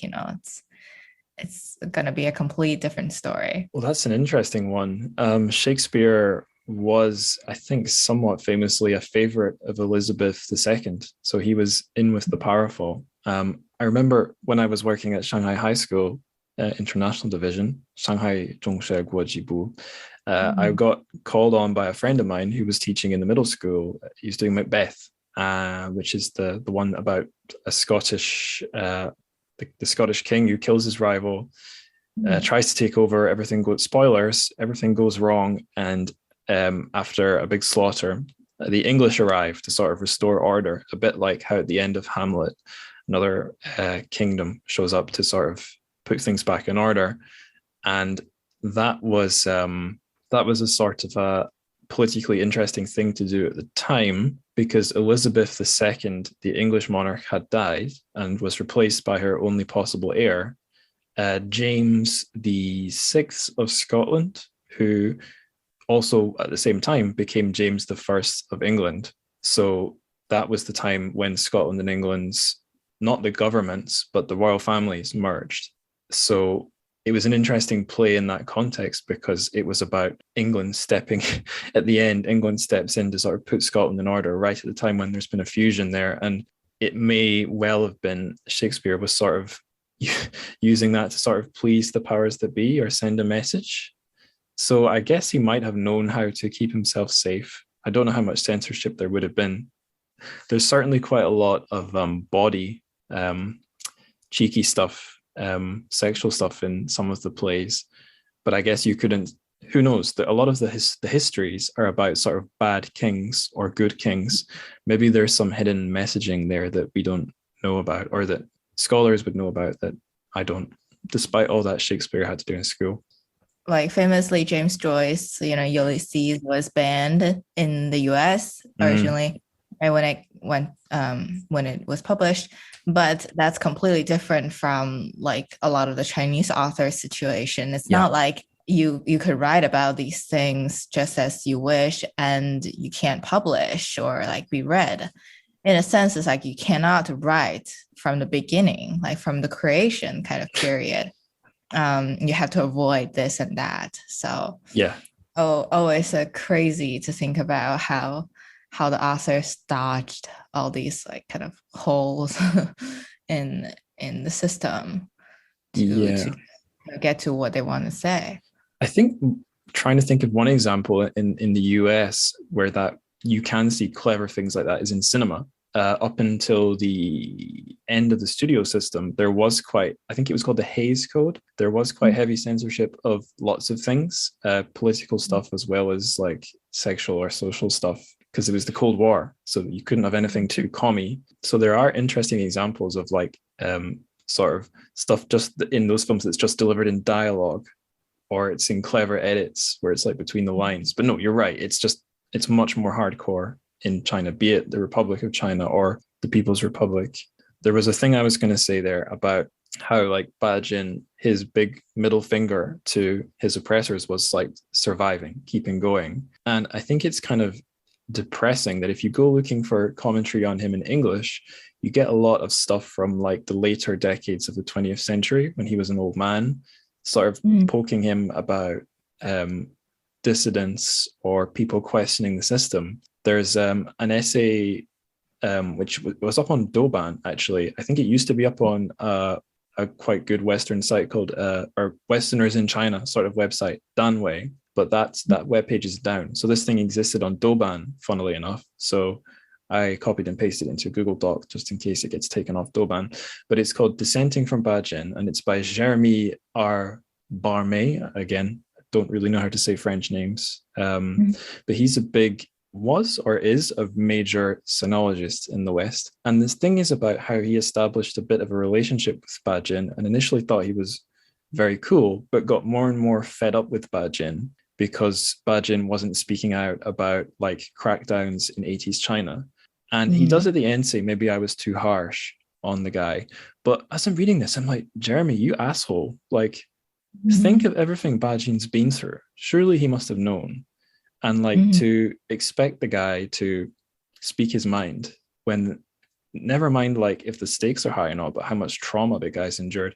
It seems like I was saying, where like as a younger man, Bajin felt guilt about demanding young people to fight and potentially die while he's just a writer. It's this, and I find it really annoying when Westerners do this, when they sort of expect people like Bajin to do the, put themselves on the line for someone else's political fantasies. It's annoying.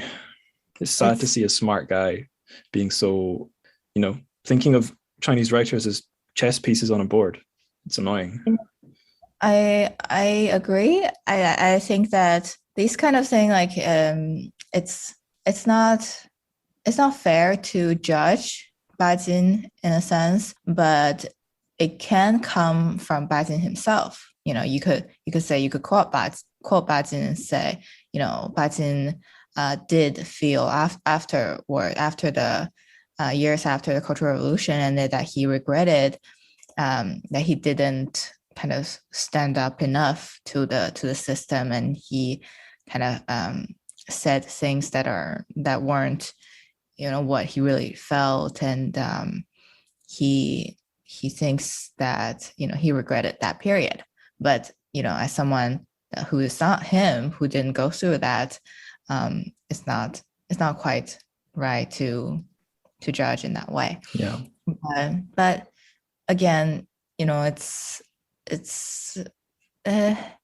always complicated to think about an author that's even just a few decades before the time that we grow up in, because you can't even imagine like living through a Cultural Revolution. I can't, obviously, but and with Bajin, I feel his writings are different later on, not different in the sense that like he was not writing what he wanted, but his best work is, I personally feel, it's his earlier pieces of fiction.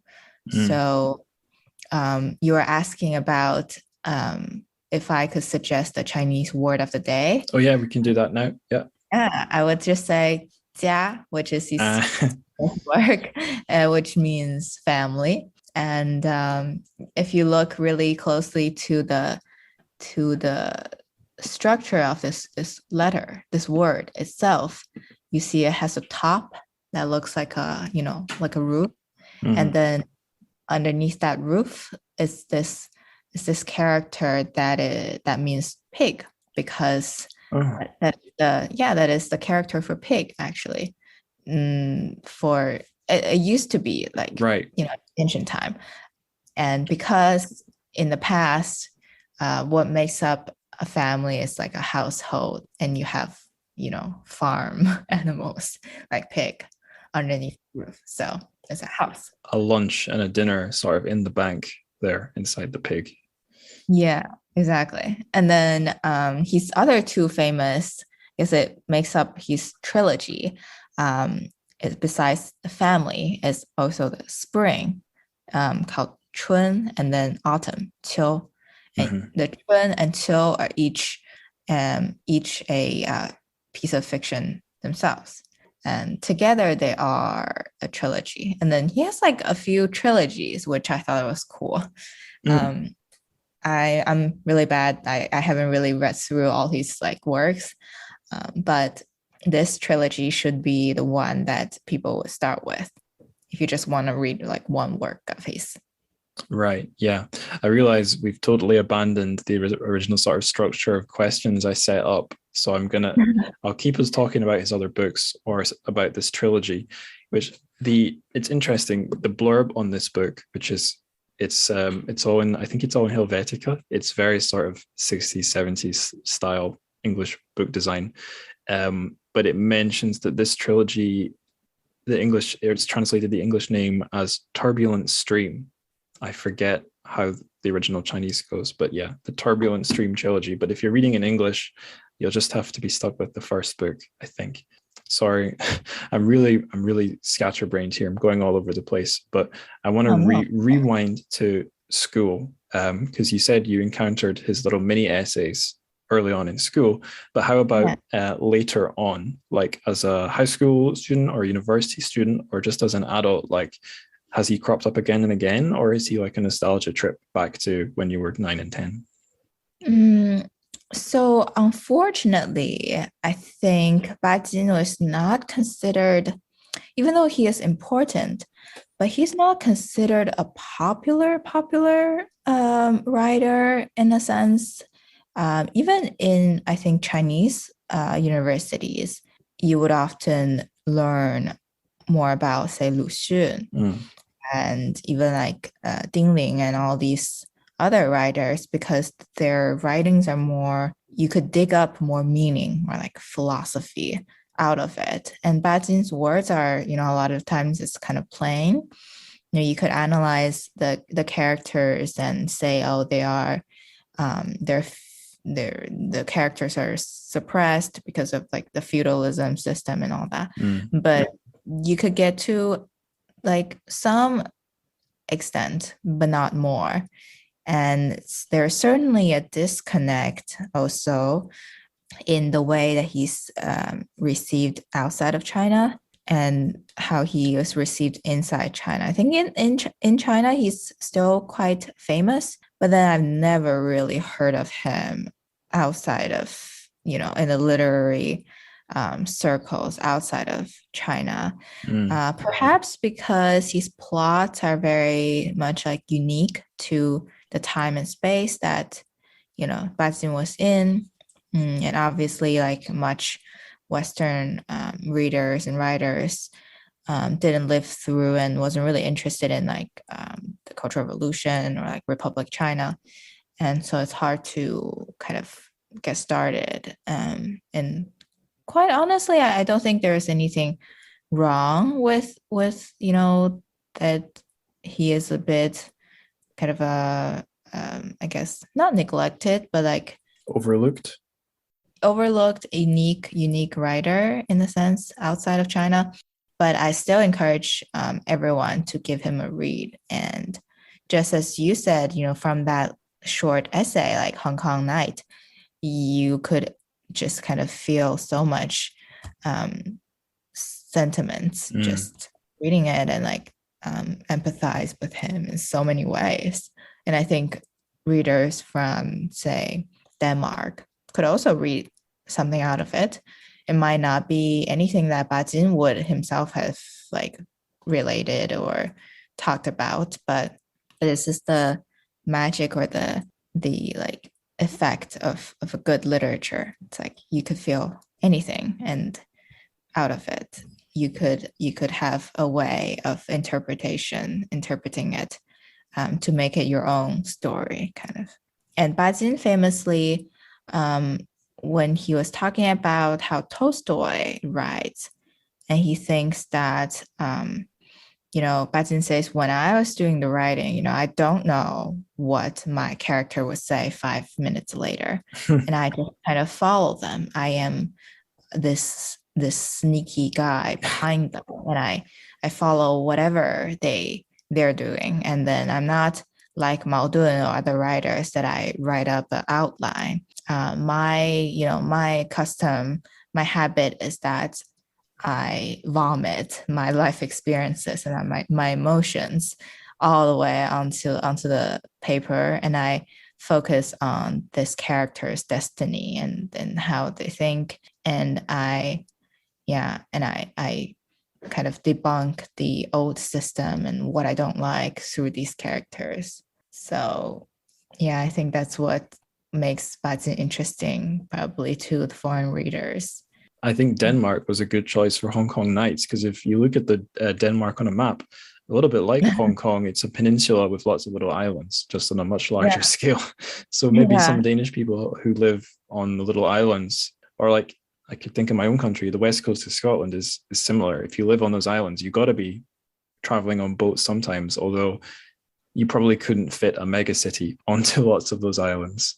But yeah, the thing of like departing somewhere from a boat, it does have a magic, and he captured it. And it sounds like you were saying there, someone who's just following the flow of a story, doesn't know where their pen is, what's going to be coming out of the pen in 5 minutes, and someone who seems to, I'm just totally imagining here, but having done some writing myself and having done closely planned cold writing and also writing like this, following characters.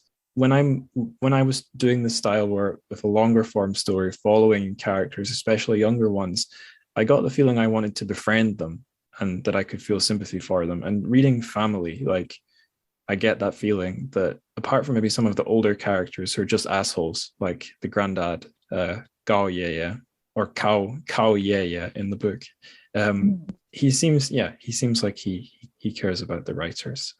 Don't know where I'm Yeah. going with that. There was one other thing about other stuff you've read, or his reputation inside China, that I don't know if I'm asking the right person here, but I noticed that there's some film adaptations and I think possibly TV adaptations of his works. Mm. And that makes me think of Dream of the Red Chamber again, Hong Lo Meng, because Hong Lo Meng, I think, is kind of famous to a lot of people in some of its TV and film adaptations.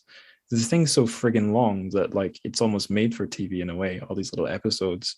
And it's easy for me to imagine family being like a sort of a TV drama as well. But anyway, but to the point, have you heard about any of these adaptations or watched them or? Yeah, actually, a lot of them are. So, Jia Chunqiu, what I talked about, Hmm, family, spring, autumn, together they're the trilogy of love. So, love right. trilogy. And each of them have been adapted different times into films. And the earliest one is like 1940 something. Mm, And like the trilogy was adapted into movies. A lot of these works have been adapted into TV series as well. So Family, Autumn, and another one called Han Ye, so like Cold Night, oh, yeah. um, is adapted into a film. But the characters, again, are all very like, from socialist China, Mm, uh, socialist kind of environment. And it's always about like a family where the the kids are kind of suppressed in a sense, like frustrated, and they want kind of freedom out of the struggle and how their struggle works and all this. So a foreign reader, I would say, like, first read up a little bit on the history of modern China yeah. around the time, and then read the characters, and you would understand a lot more. If I could zap myself back in time to when I was starting this podcast, learning a lot more about the new culture movement and Lushun, I would Mhm. say I find it pretty interesting. Like I know that for people who've done like a China studies degree or have known about this for a long time, this isn't so interesting. This is like some of the basic stuff you learn early on. But for me, I'd had a little bit of exposure to that history in Shanghai, but reading the stuff was really fun for me. And I think I said already, family, although the story itself is kind of simple, reading it as sort of a meta fiction window into what it was like being a reader of magazines like New Youth at the time, these Mm. new culture movement magazines, May 4th magazines, from that perspective as like literary history, it's really Mm. interesting. And the other thing that seems like an angle you could take to write your undergraduate essay on it would be comparing it to Dream of the Red Chamber. I know I keep bringing that up, but to be more specific, like we're in a big family compound. Our main character is a sensitive young man. He seems to be falling into a doomed romance, But the thing that makes this a 20th century leftist book is that it's a romance with one of the servant girls. It's not with another rich girl. Although there are other love stories with like one of the other young men, one of his brothers seems to be in love with his cousin or something. So we have those old feudal things there as well. So Sometimes I hate reading this kind of story. It's yeah, like how there are many women like out there, many men out there. Don't just try to kill each other off for like one woman or another. Like, times are different, yeah, but yeah. yes, they are. What would they say with Tinder? If they had Tinder, none Yeah. of these things none of them would struggle at all. You would have gone for more walks outside the family compound at least to go on the Yeah. dates. Yeah, That was, I think that's why I didn't pick the book up at that time, was like I got so fed up of Hong No Mong after about a third of the way through, and I figured more family sagas, like no, I can't be bothered with it. Although the other thing I'd say is this edition, there's some things I can say about this edition. I might go on for a while here, but like this is relevant to like his reception outside China, because it seems like there was a wave of interest around this time, maybe like 60s, 70s in him. This edition is published by Chung and Sui. They're based somewhere in the US, but obviously, those are Chinese names. And it says on the back, it says C&T, so Chung and Sui Asian Literature Series. And I thought, oh, awesome. Does that mean there's a whole line of the company's a Boston company, by the way, so East Coast of the States, Chinese publisher. I thought great. Does that mean they had a whole line of these like 60s and 70s translated Chinese fiction editions? But when I Googled it, one, there doesn't seem to be many books. This line is completely transformed, and it seems like even back then most of it was non-fiction. It seems like maybe they wanted to do the whole trilogy of the books, but it never happened. So it seems to be an outlier in that most of the books in the series are like textbooks or collections of essays or something. Yeah. So for Bajin, his writing journey was like he stopped writing fiction after the Cultural Revolution. yeah, although the magic of translation, you can resurrect the books. Like there's nothing to stop Penguin going back and doing the whole thing in English and giving it a lovely new cover.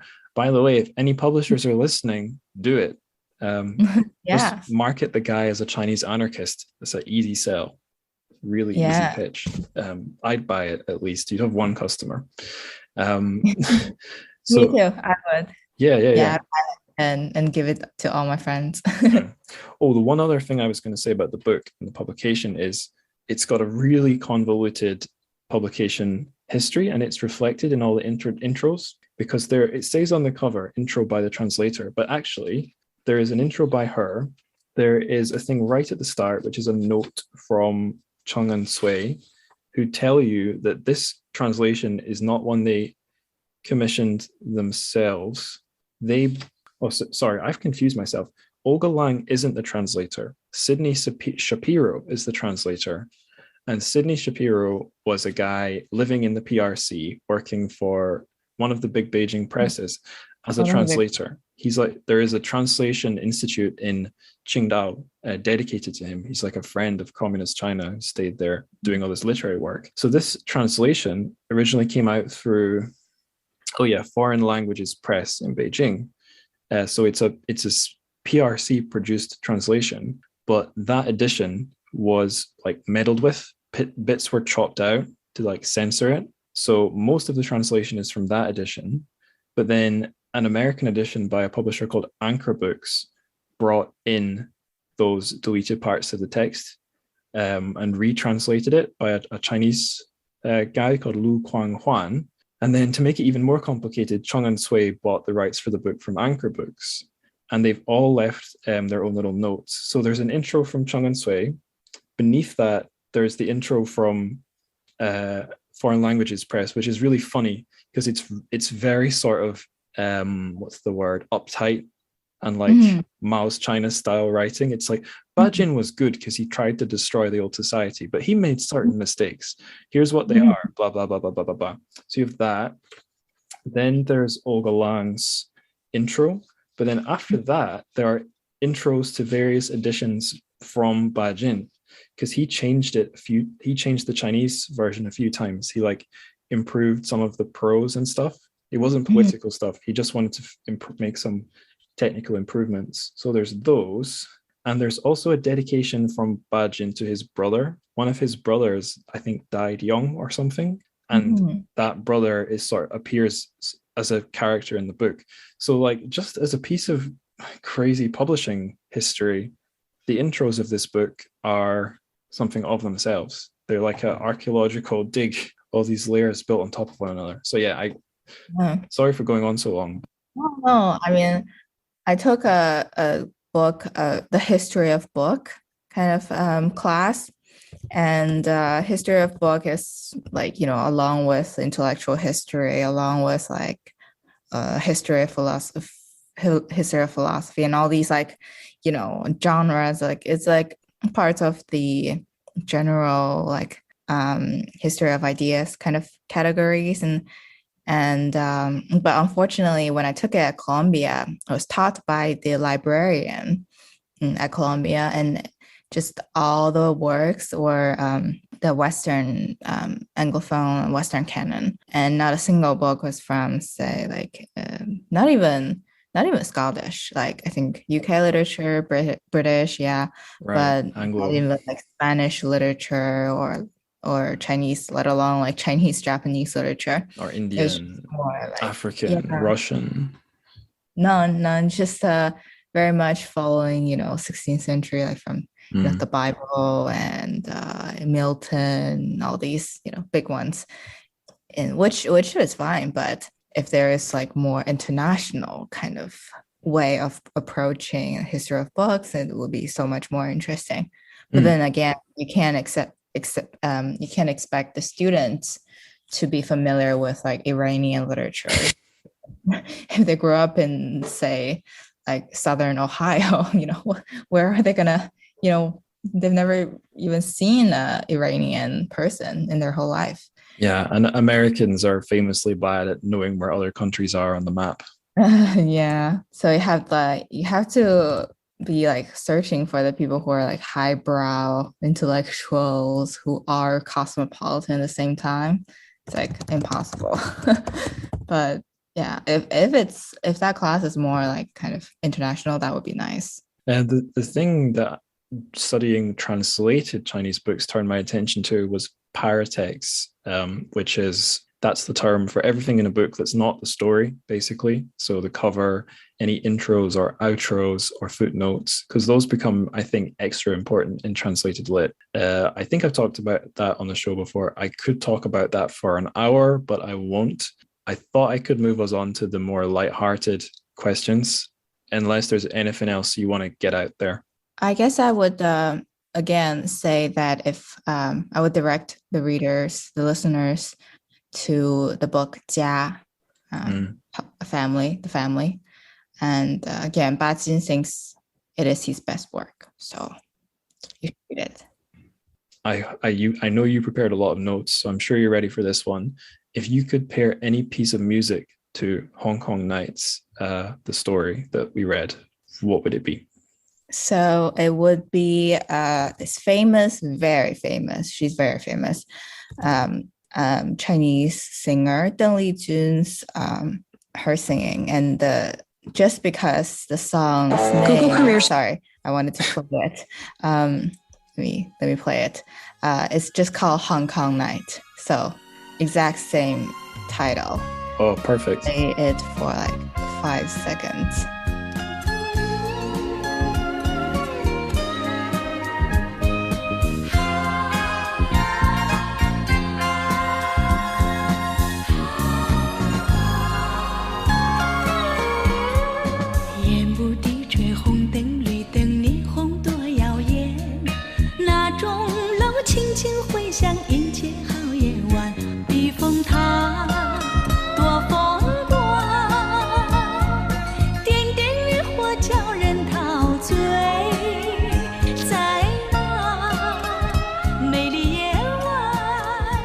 Oh, that's great. Yeah, I'll send the link to you and you can Oh, thank share you. it with the audience.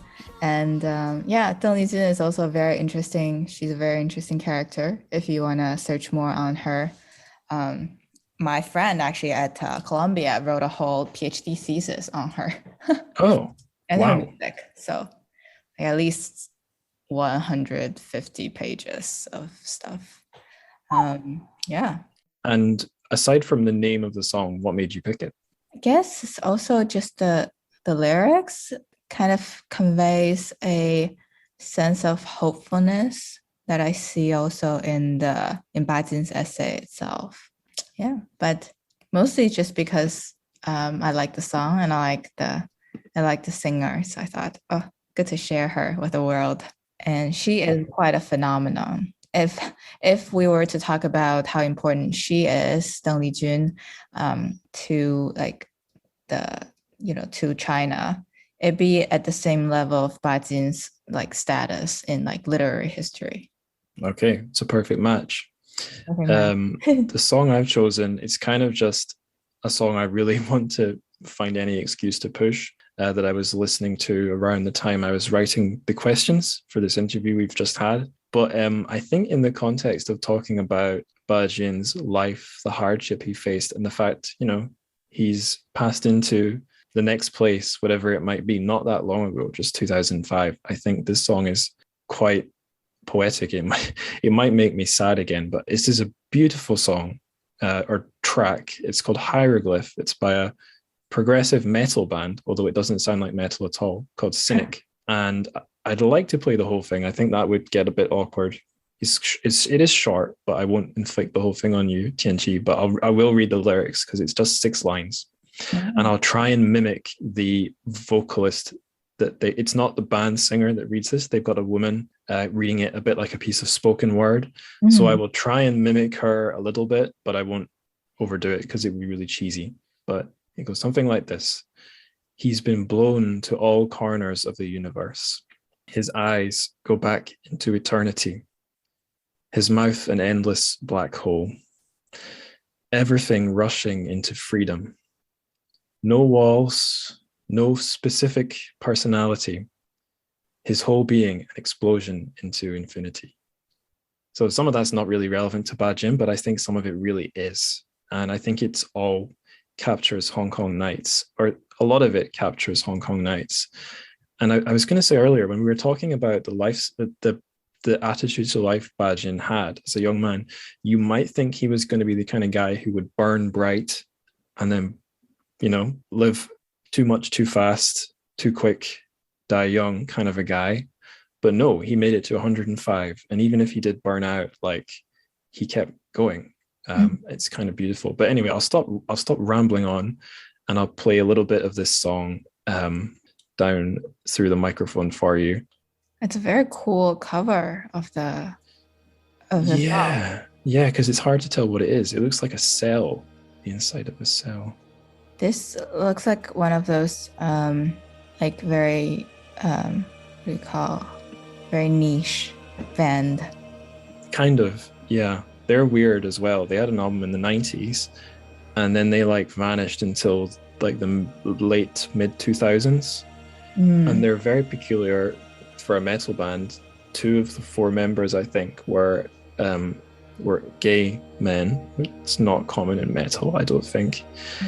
And 2 of them have passed away over the last few years after the band kind of split, and one guy kind of returned and made this absolutely beautiful mostly ambient album. And the songs have always had this sort of transcendent feeling of like an alien or an angel looking down on Earth. And the fact he wrote that album after 2 of them passed away, I don't know, that makes me emotional too. It's just an emotional evening for me. He's been blown to all corners of the universe.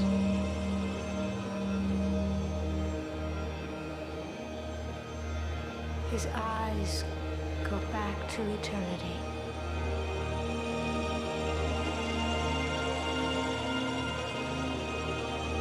His mouth, an endless black hole. Everything rushing into freedom.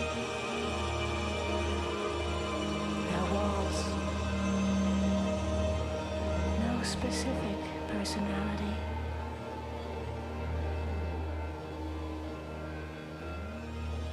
His whole being an explosion into infinity. The song makes me wonder if that's what it's like to be a ghost. No specific personality. You're just everywhere. And if you could wish that on anyone from history, I think authors, pure-hearted authors like Bajin, or people it would be nice to think are still with us in some way. He doesn't seem like the kind of guy who'd be like, okay, I'm dead. I don't care anymore. I feel like he'd be checking in on us. Yeah, I agree. Yeah. Okay. On that note, the bonus question for Patreon subscribers, if you were going to meet Bajin, whether it's going back in time to any part of history or meeting his ghost, what would you say to him? Share a little. Yeah, I've been reading actually recently, apart from if we're to jump out of Bajin now, talking about Go like for it. authors in general that I've been interested in recently. It's I've been reading these two novels, and both are female writers. One is called Fiona and Jane. It's by a Asian, I think Chinese American writer, Jean Chen Ho. And another one is Olga Dies Dreaming by Chitty Gonzalez. I'm quite excited for both of the works, and I will, send you their names and the titles. And thank you. Yeah, for readers to, if you're interested, to keep up with my reading. Excellent. Jump suddenly to 2021, 2022. Yeah, it's scary. I often think, I'm doing such a good job reading books, but then I think, how many am I reading a month? Like on a good month, maybe 3. But sometimes it takes almost a whole month for me to read a book. Like Family's not huge, but I'm not reading dozens of pages every single day. And when you think about it, if you're only reading 1 or 2 a month, that's not a huge number every year, and you only live so many years. We don't all live as long as people like Bajin. So yeah. Well, you speak for yourself. I'm gonna live at least 100 years. You're drinking more hot water than me, I think. Yeah. So yeah. Yeah, I would just say that, podcasting is really fun for me.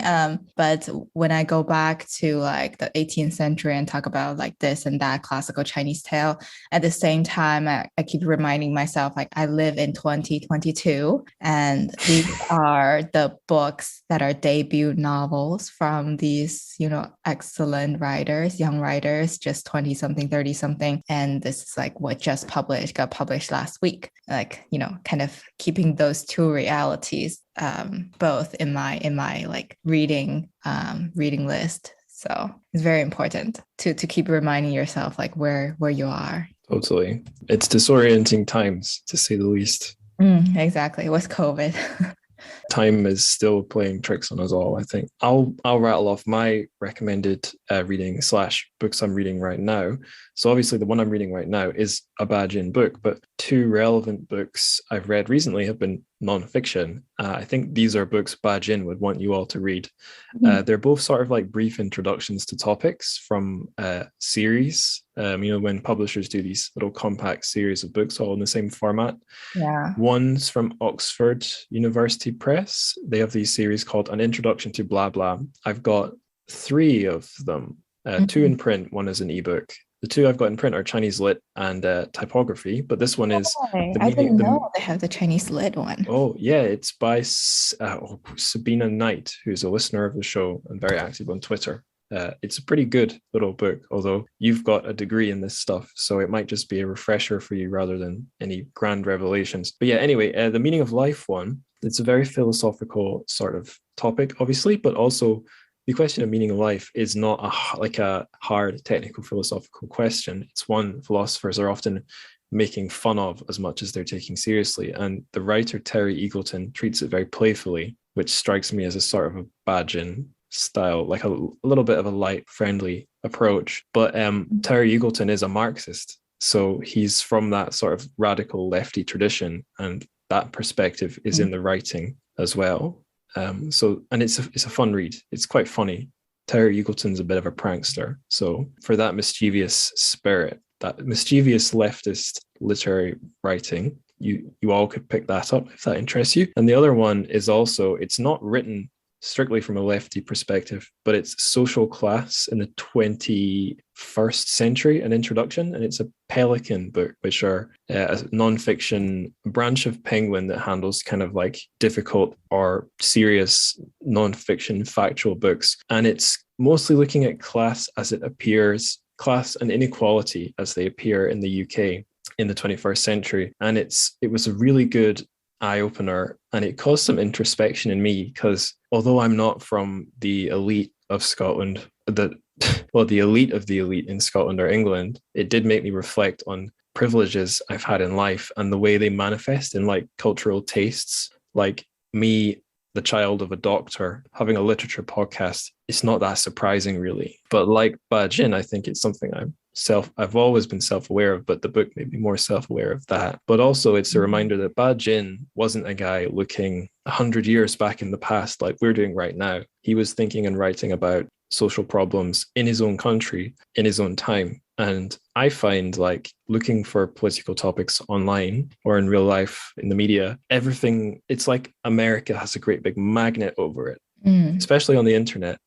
So it was interesting for me to read about problems in the UK, which, as much as I talk about being Scottish, I'm living in England and I am a UK citizen, and the problems in England are not that different from the problems in Scotland. So it was interesting to get a very serious technical look at how inequality and capitalism and society and the economy all feed into each other in the UK. So I guess British listeners or anyone interested in these problems in a Western, especially UK context, it's not the most fun read, but it's pretty enlightening, I think. So I think Ba Jin would want you to read that. He'd also be pushing for whatever the equivalent book is for the PRC. I don't know if that would be an easy book to get your hands on. Whether or not that's a sensitive topic, I don't know. But yeah, that's what I've been reading. That and this nice paperback of Family. I think that's all the plugs, all the promotion for other books I could possibly do.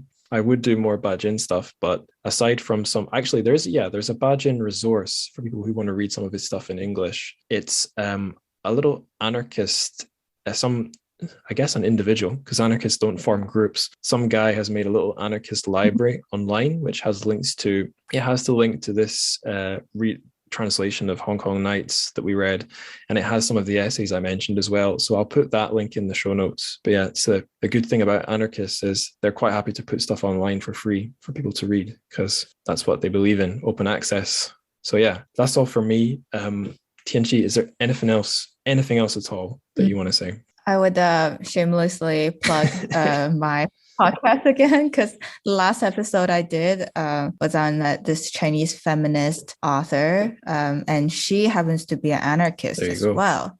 She lived in the early 20th century, and she didn't know Ba Jin, but they share the same sentiments, and she has some of the most interesting ideas that are still very relevant today. So I highly recommend you go on my podcast to check her out. You all should, because it's not like my show where everything has to be about like a book, an author. It's quite an interesting range of topics you hit on. Yeah, we actually there aren't so many. So Chinese literature is very much of a niche podcast arena, but surprisingly that we all cover different things actually. I think what's going to happen is it'll be like the May 4th intellectuals. The most organized group are going to eventually crush all of us and take over. I think it's going to be the two Moors from the Chinese literature podcast. That's like Mao and Zhou. They're going to come for us.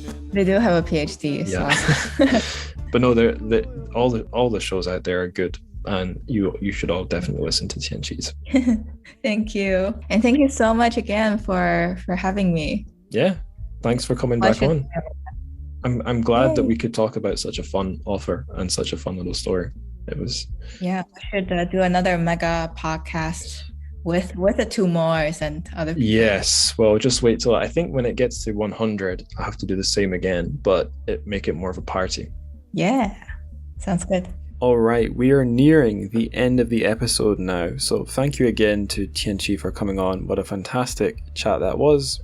I always say that, and you know what? I always mean it. That was a fun one, for sure. Great to have a returning guest on. The other thing I always say I'm gonna do is speed through these outros and the plugs. The one I really want to push this time is reviews. If you're a Apple Podcast listener, a review or a 5-star rating, hell, even a 4-star rating there would be amazing. 5 stars though, please. Seriously. Just anything that will help kind of put us up the search results and the ranking tables. That would be nice. It would be a way to get more people listening to the show. That's the goal. If you're listening on Android, I think Google Podcasts would be a good one, but anything you can do on through whatever means you listen, reviews, ratings, it's great. And I don't think we've had many or any for a while, so more would be great to see. Aside from that, the show's social media, so it's all linked in the show notes pretty much. But me on Twitter, that's at Angus Likes Words. The show has its own Instagram account at Trchfic, TRCHFIC, and we have a Discord where that's probably a particularly good place these days to get info on like what's coming up. When possible, I'm offering listeners a chance to jump in and sit in on interviews I do. I'll put invite links in the Discord. Similarly, sometimes when I'm hanging out, I'll jump into the voice channel there. Well, I say hanging out. If I'm like editing the episode art, I might sit in the voice channel in case anyone wants to chat. So like that's all there too. There's a Patreon as well. There are about as many bonus episodes now as there are main episodes. They tend to be about half an hour long and solo for the most part, but that's still hours and hours and hours and hours and hours of extra stuff that you can get from $1 a month. Hell, you could sign up for 1 month for $1, download the whole lot and flee, and it would still be $1 funding this show, so who would I be to complain? So yeah, that is all. Best thing you can do for the show, as always, is not financial or digital. It's to tell people. Tell your friend, tell your teacher, tell your dog, and tell your equal and autonomous fellow members of your local anarchist collective, which, if you're anything like Bajin, you won't have joined because you're even too anarchist for that. So on that note, 再见。